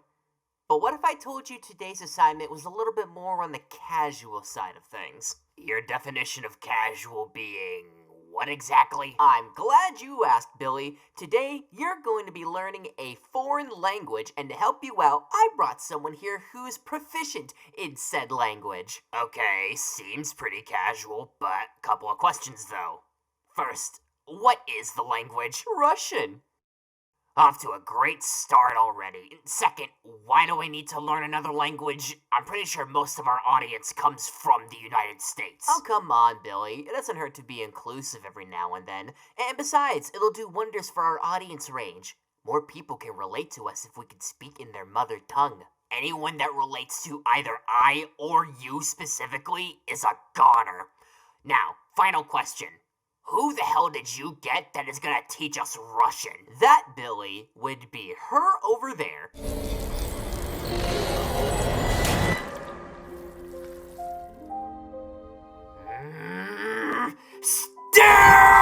I can see that you're mad, but hear me out, alright? How about fuck you instead? Why in the goddamn hell is Doll here? Well, it's like I said, she's here to help you understand Russian. And you're gonna understand what my fist feels like rushing down your throat! Why do you have to be so aggressive all the time? Look, what's wrong with Doll? Stu, do you remember exactly what powers Uzi had? You know, come to think of it, I don't think we've ever actually established what her power was exactly. Oh, really? Then let me give a basic refresher. So, both Uzi and Doll's powers come from this thing called the Absolute Solver. It's what hosts Sin at the end of the series. And it's essentially an eldritch intelligence of some unknown origin that seeks to consume all life in the universe to satiate its hunger, and it does it by creating singularities that can destroy fucking planets. So this absolute solver thing is just Galactus, but minus the cosmic power? Pretty much. Anyway, with the absolute solver abilities, Doll is able to perform telekinesis and has matter replication and transformation. This essentially means that Doll can take, like, a knife, for example, and with her duplication abilities, she can make the fucking knife become like 10 knives, and also with object acceleration, she can speed the fucking knives, so she can like hurl them bitches towards people. And then with the transformation abilities, she can essentially alter the shape of anything that she comes in contact with. Alright, interesting. Though I have to note, she seems a little bit dependent on said abilities. Now I gotta know, what exactly are the drawbacks of having an absolute solver in you? Yeah, well, much like the other disassembly drones like V, J, and N, she has an insatiable craving for oil, and if we're gonna compare her to Uzi, then it's also worth mentioning that she can also die by the sun. You know, because she's a robot vampire. Oh yeah, that reminds me, Doll fucking hates V. And this is because early in her life, V came in and just fucking murdered Doll's parents. This is why whenever we go into Doll's home, the place is goddamn disgusting. And behind that curtain is her dead parents' rotting corpses. Oh my god, you live like this? Jesus, get some fucking Irish Spring or Old Spice, fucking Terry Crews that home, decontaminate that bitch. Well, about that.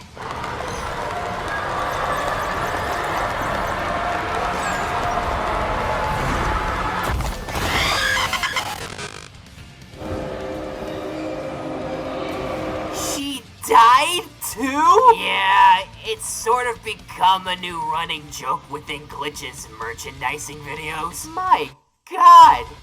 Doll, between you and Jay, I can't figure out who has worse PR. Пощада — это дар, которым я более не располагаю. Союзы — это временно. Предательство — это навсегда. Uh-oh, Stu. What did you do? I may have pissed her off. Stu? Pashol na you! Since when could you speak Russian? I can speak platypus, you idiot. You think I wouldn't? Oh, here come the knives, Billy. Как раз к ужину. Stu, do you want to explain why we're at the mall today? Oh, what's the matter? I can't go out with my best friend to the mall? Friend is very subjective when it comes to you and me. My guy, who else are you gonna hang out with? V, Meggie, literally anyone else other than you. Sure, let's go with that. Screw you, Stu. By the way, you haven't exactly answered my question. What the hell are we doing at the mall? Well, I saw some stuff that looked pretty interesting, and so I thought I'd invite you out to help me pick out which ones I should get. And we couldn't have, like, done this through Amazon or eBay or literally anywhere else aside from the mall. You do know no one comes here anymore, right? Remind me to never invite you to a party. Billy, are those what I think they are? Oh, god damn it, it's the undead! Wait. A horde of zombies in a mall. Stu? What mall is this? Don't know why you're asking that now when the undead are outside, but this is the Willamette Mall. Why? Oh, god damn it, Stu! Zombies, huh? Had a feeling you'd show up. Stu? Do you know who that man is? Some random-ass guy with a camera? No, Stu. That is Frank West. And anytime there's a zombie outbreak in Willamette, Colorado, you bet your ass he's on the scene. 'Cause after all, he's covered wars, you know. Oh, really? Which ones? You know, it's funny you mention that. He's never specified, but given the Dead Rising timeline when the first outbreak happened, we can only assume that he's covered the War on Terror. Alright. But he's only covered wars. Why should I be afraid of this guy? Stu, Frank might be the only guy that I know that is willing to fight off against a massive horde of zombies with nothing but a soccer ball, a water gun, and a goddamn bench. I'm sorry, what? Yeah, aside from being known as a world-famous news reporter, he's also incredibly resourceful when it comes to finding weapons to fight off against zombie hordes. And yes, you can use stuff like water guns, fucking cardboard boxes, goddamn boomerangs and soda cans to fight off against goddamn zombies. Well, if you don't want to get infected and turn into one of them, then, you know, in all fair circumstances, at that point, you kind of have to. Oh, you think that's where it stops? No. He gets crazier with it. How crazy we talking? Alright, here's an example. Imagine a giant teddy bear and a light machine gun. Strap the gun to the bear's arms via tape and just have him go John Rambo on them bitches.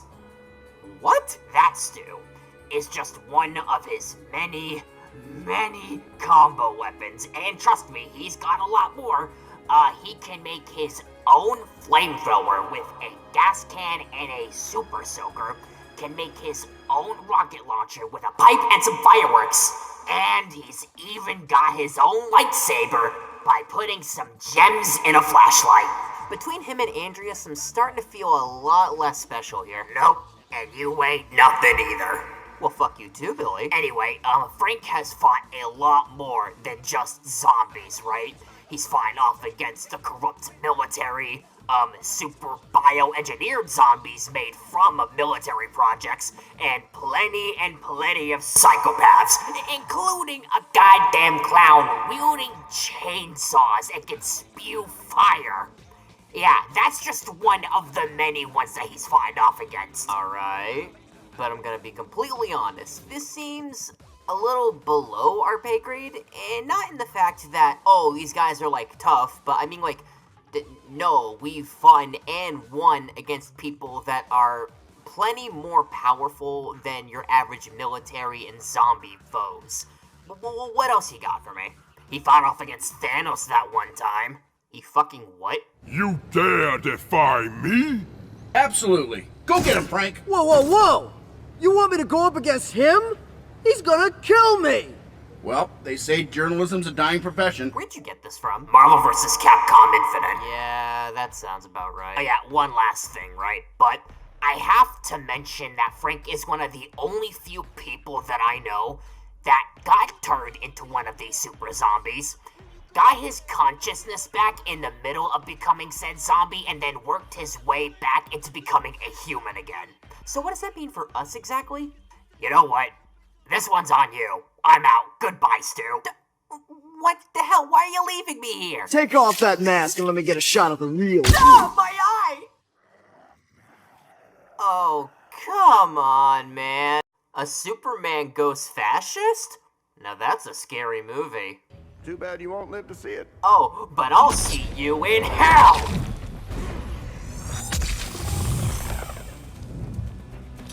Oh, you like the taste of that? Well, there's more where that came from. What in the hell are you doing? Oh, hi, Billy. You're just in time. I was just about to fight our next opponent. Uh-huh.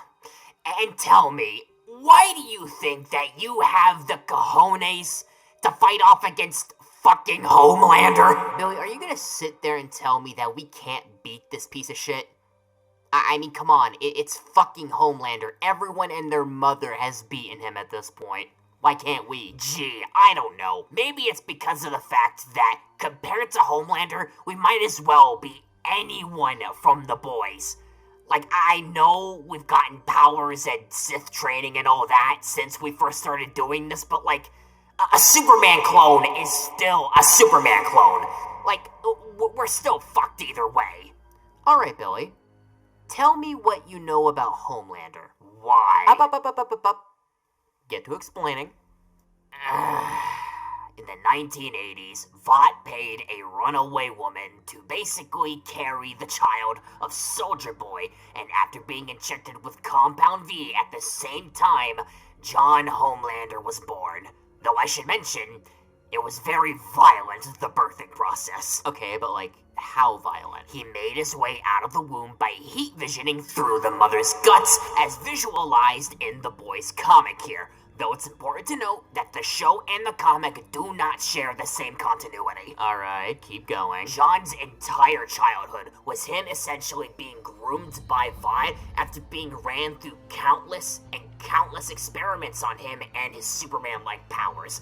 And only eventually, years after the fact, did they decide to debut him as the new leader of the Seven, the universe's equivalent to the Justice League or whatnot. Later on, in 2011, at a private Vought Christmas party, would Homelander meet Becca Butcher, who is the wife of Billy Butcher. Now, you're gonna want to keep that name in mind for later. So, unfortunately, after meeting Becca, Homelander would proceed to commit sexual assault against her, thus not only causing Ryan to be born, who would become very important later in the series, but also becoming the main driving point as to why Billy Butcher hates anything and everything that has to do with superheroes. So essentially, Homelander is the reason as to why the boys are, well, the boys. I mean, technically, Huey became a part of the team not only after did A-Train basically run over Robin, but he kind of had to after he killed Translucent, which, yes, is a very stupid name that doesn't even mean what he was going for, but that's beside the point. Right. So what else do you know about Homelander? I mean, I could talk about the fact how he's essentially Brightburn, but not only is he not an alien, but he's somehow even more of a man-child. I could talk about the fact how he has a massive fucking god complex that has somehow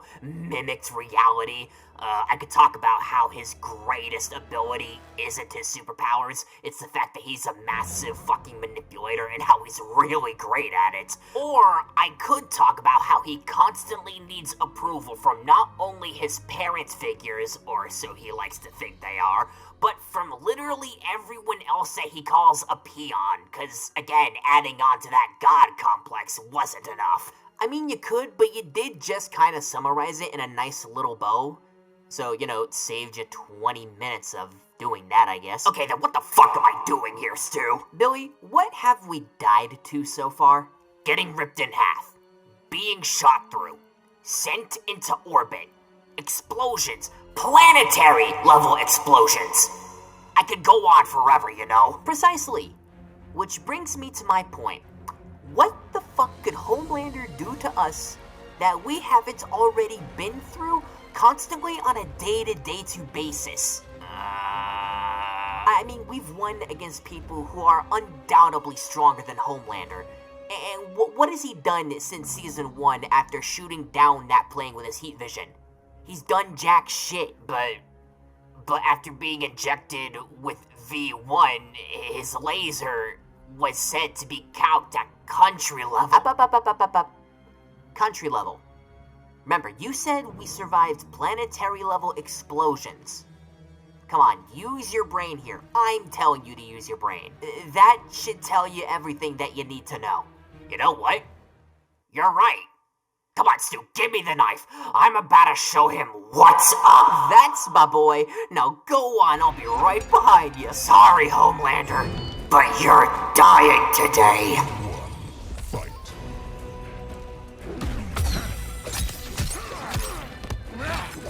Ah, yeah, get this fucking work. You don't see this shit in Marvel, baby. Stab, stab, stab. Yoink.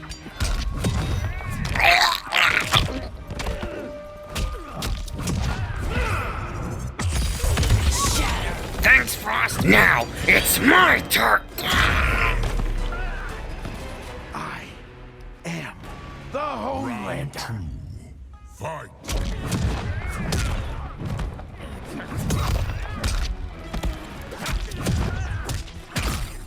No, wait.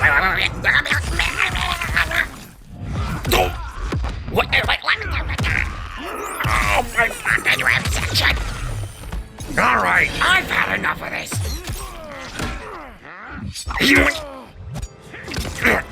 I like your hand. I mean, take it. You'll die when I want you to. Final round. Fight.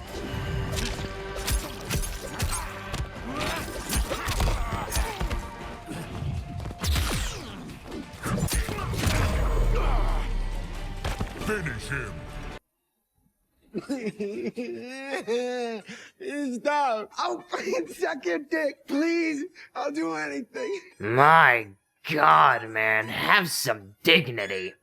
Also, no, time to die. All yours, buddy. Surprise!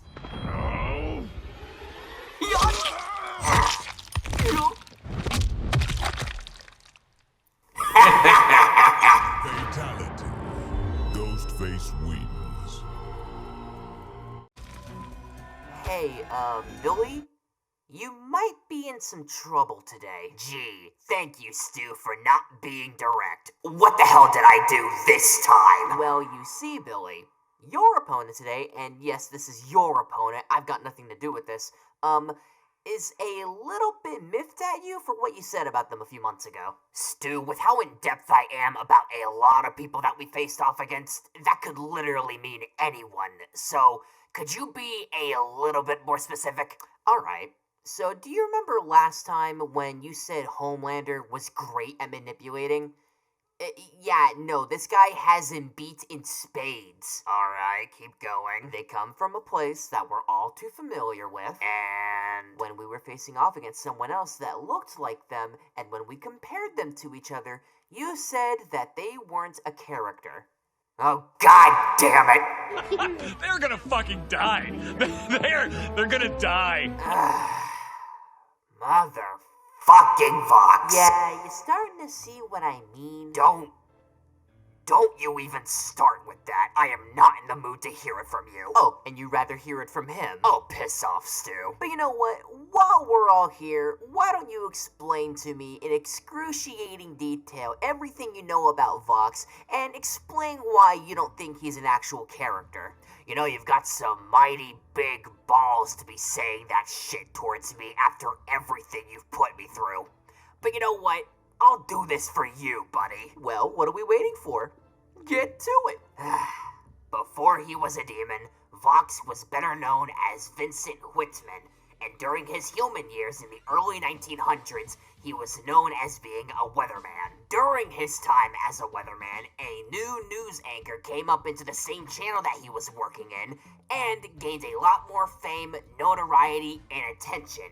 Now, Vincent didn't like that, and so, as a form of jealousy, and the fact that he wanted said fame more so than the other guy, he killed him. And he would continue to do this over the next few years with many new people coming and going, as he would not only kill the new co-workers that he had been assigned with, but he also killed his upperclassmen until he was the one that owned the goddamn company. Now, between him committing all of these murders and his loyal fan base calling him a god of entertainment, yeah, it would make sense that he would also develop a god complex as a result. Damn.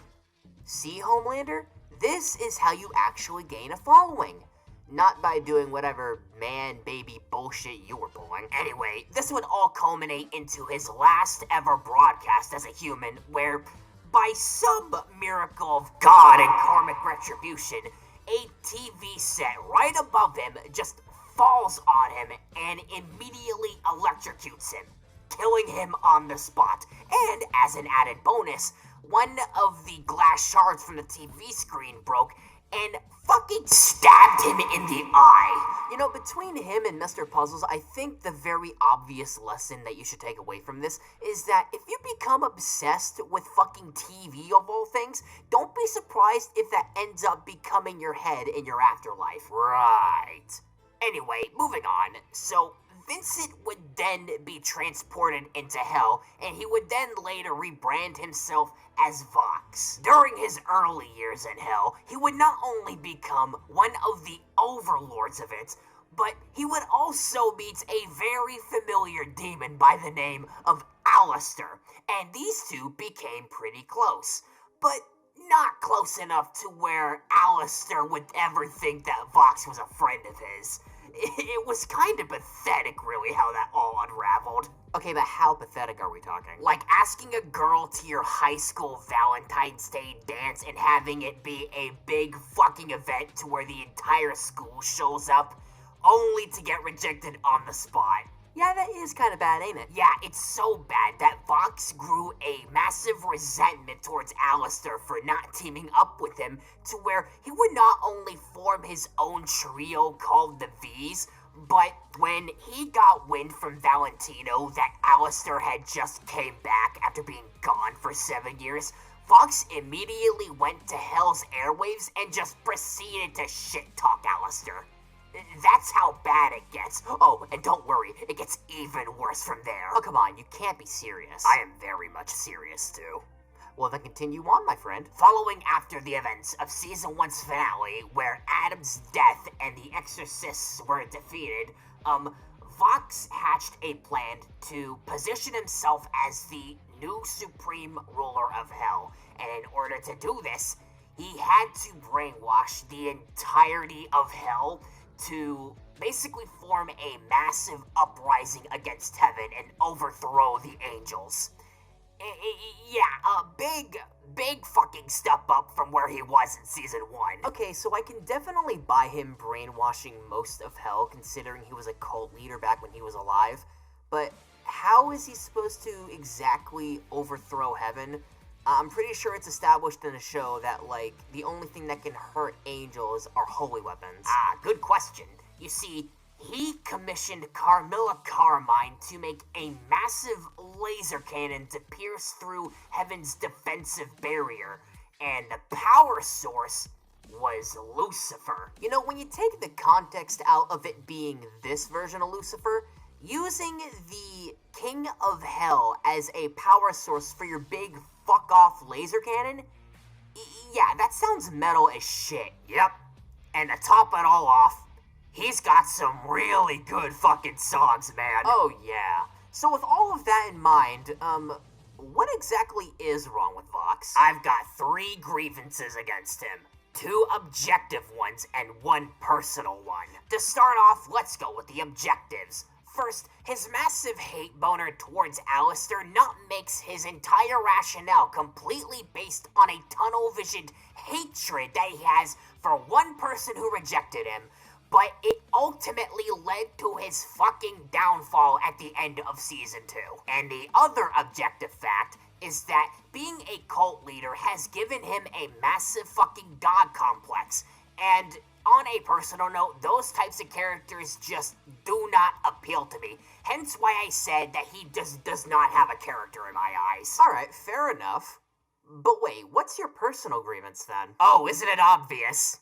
He's a rap battle victim, Stu. I may not have the brightest of RGB, but I'd say that you're far from a smart TV. Run through Heaven's Gate and nurture culture attack, and then you, what? You couldn't get fewer than that? You could have had all of Pentagram City at your grasp, but you're 1% evil, 99% hot ass. Oh my god, they did not need to do him this dirty! The game isn't over. You can't take the win like you take different cultures. We should sing him the consent song. Maybe next time he'll get it. That's it, Stu. Point at him and laugh. You've just been fucking canceled. Oh, gee, would you look at the time? I'm off to see the Amazing Digital Circus, the last act in theaters. Bye-bye, Stu. Hope you can handle this for me. What the fuck? You said we were gonna watch that together. This is my moment. I'm a fucking Oh, god! sweet mother of God! Alright, Stu. I'm here. How did you screw up this time? Yeah, you're gonna want to sit down for this one, because it gets a little bit messy. Oh, please. How bad could this possibly be? We're dealing with another My Hero character. Oh, goddamn! Wait, how long has it been since we fought enough against one of them? I'd say about 5 months, give or take. Oh my god, has it really been that long? Wait, so you admit that we got another My Hero character? And who exactly did you get today? Well, Billy, a common pattern that I've noticed is that every time we faced off against one of these characters, you've made the complaint that we are nowhere near their level. To which, in hindsight, yeah, you're a bit right. So I figured I'd rectify that mistake by getting someone who is on our level. Comparatively speaking, anyway. So are you gonna give me any hints as to who this person is, or... Oh, no. That's because she's already right there. Excuse me? It's me, Toga. Himiko Toga. Allow me to stab you. You know what? I don't even have the energy to yell at you at this point, because quite frankly, this does not warrant it. But what the fuck do you mean we're on Himiko Toga's level? We're below it. Did Homelander teach you nothing? No, it taught me plenty, but the one thing that it didn't need to teach me was that he was a fraud.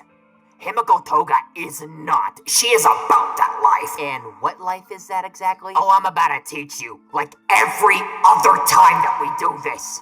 Walked right into that one, didn't I? Anyway, Himiko Toga, safe to say, had a bit of a troubled childhood, and that is large in part due to her quirk. You see, her quirk is called Transform, and she can become anyone she wants as long as she drinks the blood of the person that she wants to become.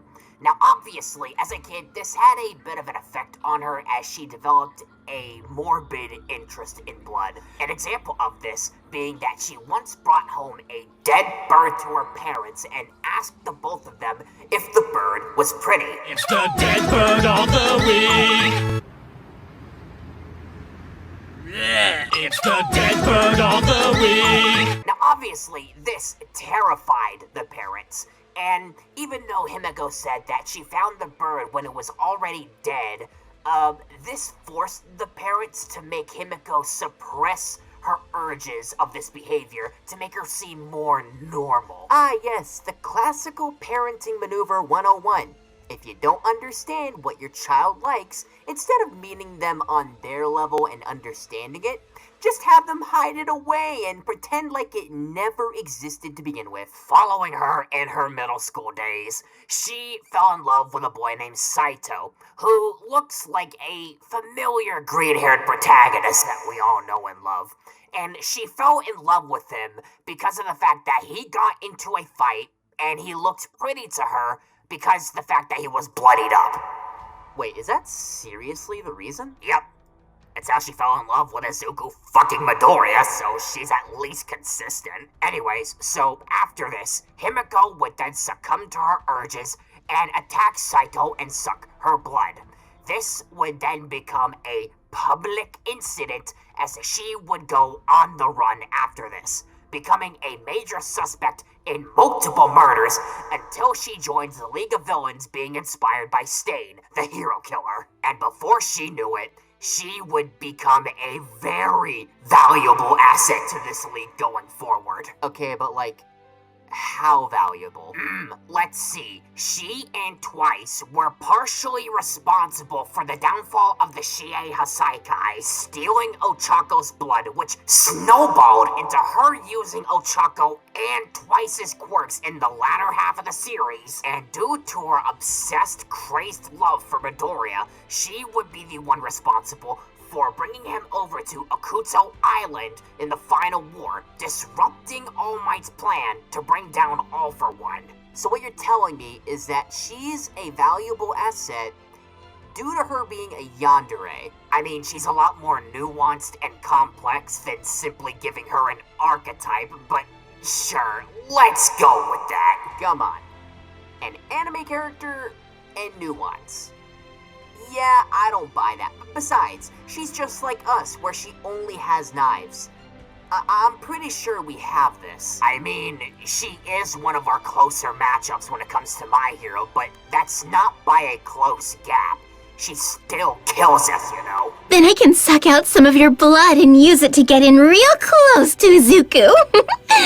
Ugh, that's not gonna happen, is it, you jerk? Yeah, no, I don't want you doing that to me because I don't want anyone else catching my high cholesterol levels. But you can do it to him if you want. Oh, you motherfucker. Hey, look on the bright side. You finally get to have a knife fight. Knife fights are really bloody. They're great. Oh, you're into those too? Well, this might be fun after all. You go and sit back, Billy. I'm about to have the time of my life. Yeah. Listen, before you do that though, how cute would you say that she is? Am I cute? I mean, I'd probably classify you like a 5. A 6 if I'm feeling generous. Please drop your guard. If by a teensy accident I happen to spill your blood, what color would it be, huh? Oh, I see what you did. Get back here! I want to kill you. Oh, Billy, you are so dead. Shake and dash!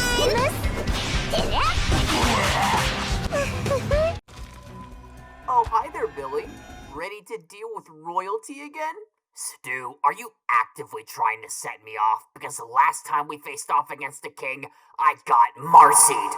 No thanks to you. Oh, come on. You blame me too much. Quite the contrary, actually. I don't blame you enough. Anyway, so you said that we're facing off against royalty again today. Do I even want to know who it is? Well, Billy, there is one key similarity and one key difference that makes these two kings complete contrasts of each other. Would you like to know what they are? The rational part of my brain says no, but now you have me curious. What are they? The key similarity is that they're both conquerors of other worlds, but the key difference is that while one of them had a very bad dad, the one that we're facing off against today is a very great dad. You know, despite being a world conqueror. Wait, is this one an animal as well? A reptile, specifically? I mean, are turtles reptiles or amphibians? Of fucking course you'd ask that. Showtime. Oh, god damn it. Stuart? Why and how did you get Bowser? Well, you see, Billy, I remember a long while ago when you said that frogs were your spirit animal, and so then I thought, why not put him up against something that's pretty much the direct opposite of a frog, aka a turtle. So I went and looked around for a bunch of different turtle characters that we could face off against, and the most obvious one that I thought that we could go up against was Bowser. So you're welcome, by the way.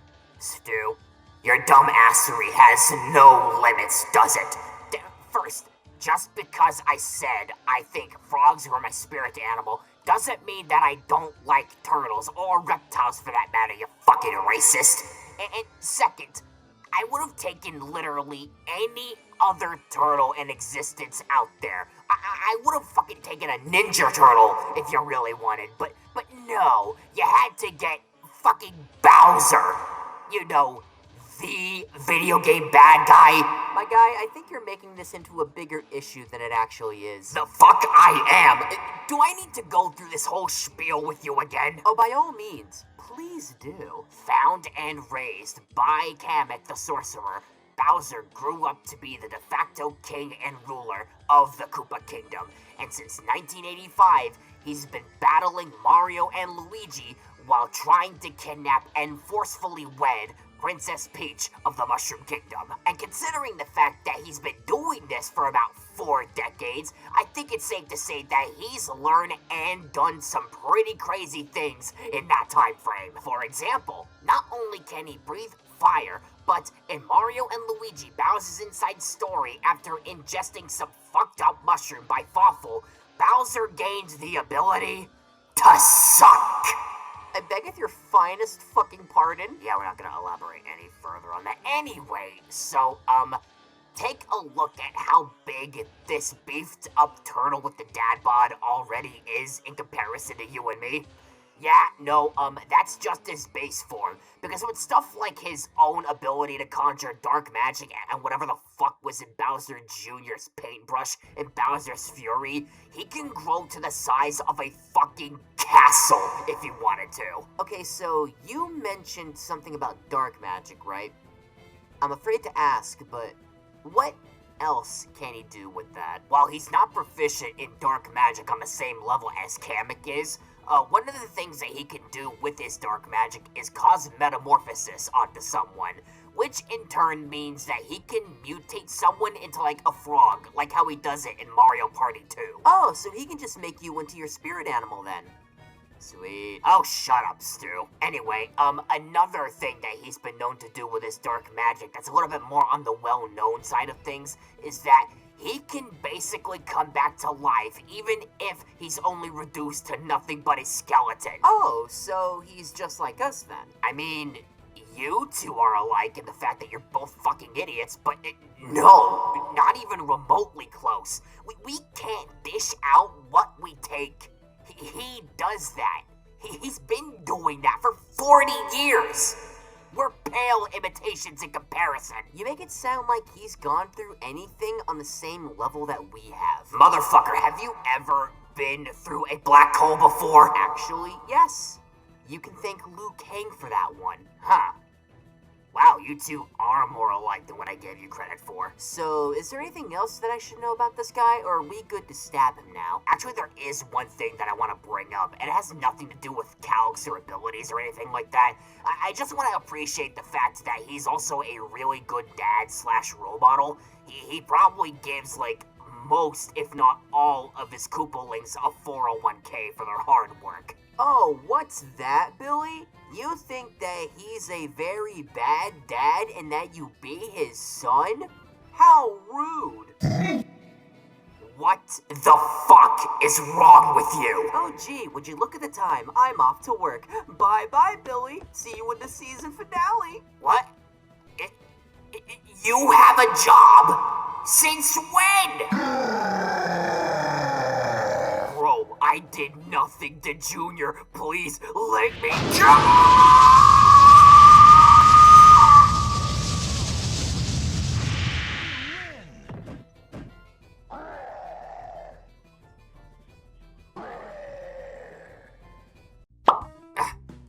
Alright, I'm getting to the bottom of this. How in the hell does he have a job?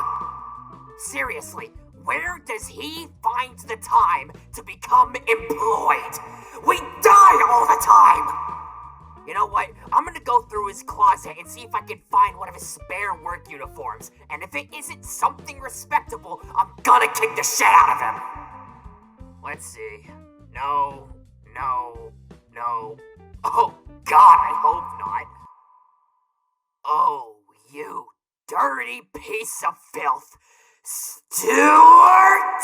I'm coming for you! One fast food establishment transition later. And that, my good sir, will be $57.75. Will you be paying with cash or card today? $57 for 3 burgers and a drink? That's mental. Whatever, man. Just take the cash. Oh, bitch! You dare hide this from me? Oh, hey, Billy. Can't we talk about this another time? Oh, don't you give me that bullshit, like we're gonna get any other time to talk about this. I would have respected you so much more if you went to go work for Lon John Silver's. Why did it have to be McDonald's? Listen, Billy, I know you're mad, but this was quite literally the only job that was available for me. We don't have to pay rent, but someone's gotta pay the utilities. That shit doesn't come free. Oh, no. That's not the issue here, Stu. If you wanted to go out and get a job to pay the utilities, I would have been supportive of that. But you mean to tell me that I, a Burger King fan, the Burger King fan, is getting their utilities paid by the fucking clown? Is this some kind of sick joke to you? I mean, when you put it like that, it is kind of funny on an ironic value. Oh, it is funny to you, is it? Well, maybe you won't be laughing when I jump over this counter and kick your ass! Oh, I'm sorry, sir, but do you have a complaint with one of my employees? Oh, Mr. McDonald. No, everything's fine here, sir. This man was just leaving. Oh boy, look who finally decided to show up after so long. What? Did the 2016 clown craze not pummel you into irrelevancy hard enough? Well, don't worry, because by the time I'm done with both you and him, you'll be more broken than your average ice cream machine.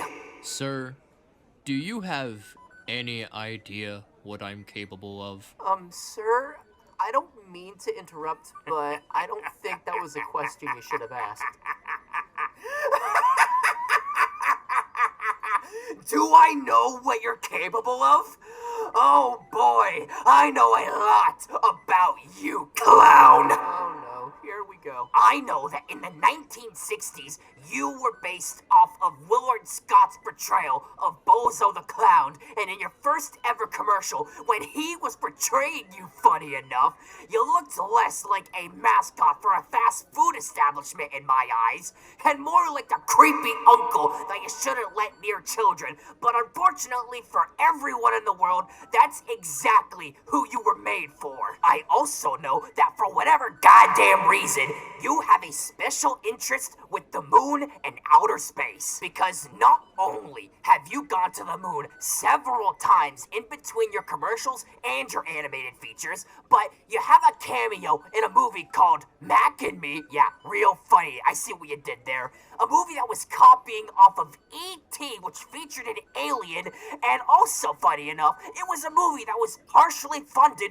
by the company that made you. And to put the cherry on top with the moon and outer space connections, in between the 1980s and the 2000s for your night services, you literally had a guy that had a moon for his head that served as your host in order to become a part of the hip crowd. Are you a fucking killer clown from outer space? Because the point is so on the goddamn nose that I could kill you with it! And that's not even mentioning A, all of the magic crap that you pulled out of your ass for however many fucking decades you've been alive. B, all of the real-life controversies that you and your company have been a part of, like the copyright infringement lawsuit that happened between you and HR Puffage Snuff, which resulted in you removing most of the cast that you had from McDonald Land, whatever the hell happened between you and the ball pits in the middle point of your existence, and everything that involved Ray Kroc stealing shit from the McDonald's brothers, and C, all of the countless murders happened under your hands because of you and that purple fuck's birthday shake a few years ago. I saw what happened to CG5 when he consumed that shit. You're a monster! Billy, calm down, please. This is a public setting. People are trying to eat. These are outlandish claims made by a masked lunatic. And since you know him, you're fired. What? Now, leave the premises, or I will call the cops. Mr. McDonald, please. I was trying to help de-escalate the situation. Why are you firing me? There's no point in trying to talk to the clown, Stu. It's just like he said. There's no reasoning with lunatics. This coming from the man who constantly sponsors a restaurant that not only sold horse-based patties in 2013, not only has had their own employees put feet in their lettuce bins, but has also had one of the worst mascot video games ever made. Oh, like you didn't try your hand at video games, you shameless hypocrite? But hey, at least we didn't put pink slime in our products. At least we didn't have Rick and Morty fans harassing us over a sauce that hadn't been available in fucking decades, making an ass out of us and them at the same time over on Musical.ly, but at least we weren't used as a model to create fucking Pennywise the Dancing Clown. Now tell me, do you have a comeback ready, or should I wait for you to re-release it in November alongside the McRib, just to see you pull it out a month afterward? You know, it's funny you mention that, because I do. I don't like where this is going. Oh, do you now? Well, by all means, don't keep me in suspense. What did you have in mind? You know what? In retrospect, I should have anticipated that. So, you really want to do this, huh? You insulted me in front of my establishment, my employees, and my customers. You really should have thought this through. Motherfucker, I beat Homelander, the Dark Presence, and Dio. The only thing that you can stack are your burger patties, and even then, they pale in comparison when I have the Burger King on standby. Very well then. perish. Oh, please. Like you've... Do you understand now? Be gone!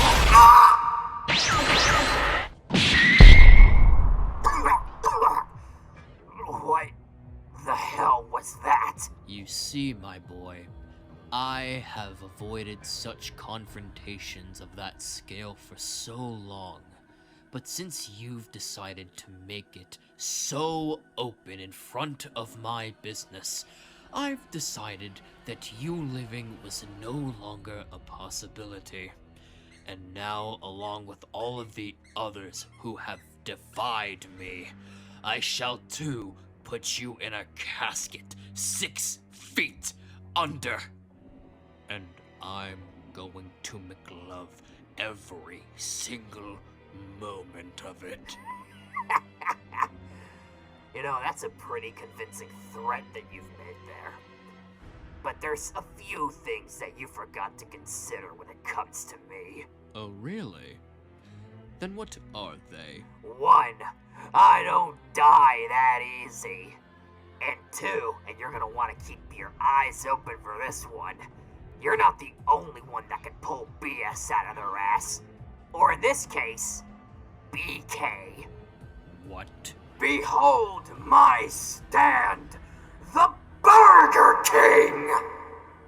So the rumors are true. The king has returned. Now I don't have to hold back.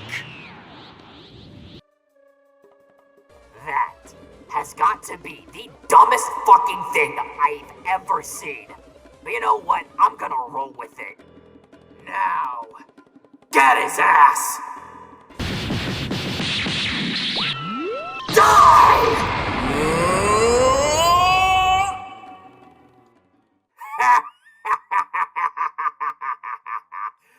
I win! Holy shit, you did it! I know. It was probably the best fight I've had yet. Okay, so, disregarding all of that, what the hell am I gonna do for a job now? Oh, don't worry, Stu. I'm pretty sure we'll find something for you that isn't burger flipping. But why don't we go home now? I'm pretty tired. Fine, but you better hope that I find something good, because if I don't, you're paying the utilities from now on. Alright, I get the message. Come on, let's go home. Alright, let's go. And Stu? Yeah, buddy? Fuck you! Oh, I love you too, buddy. Kamren giving me a god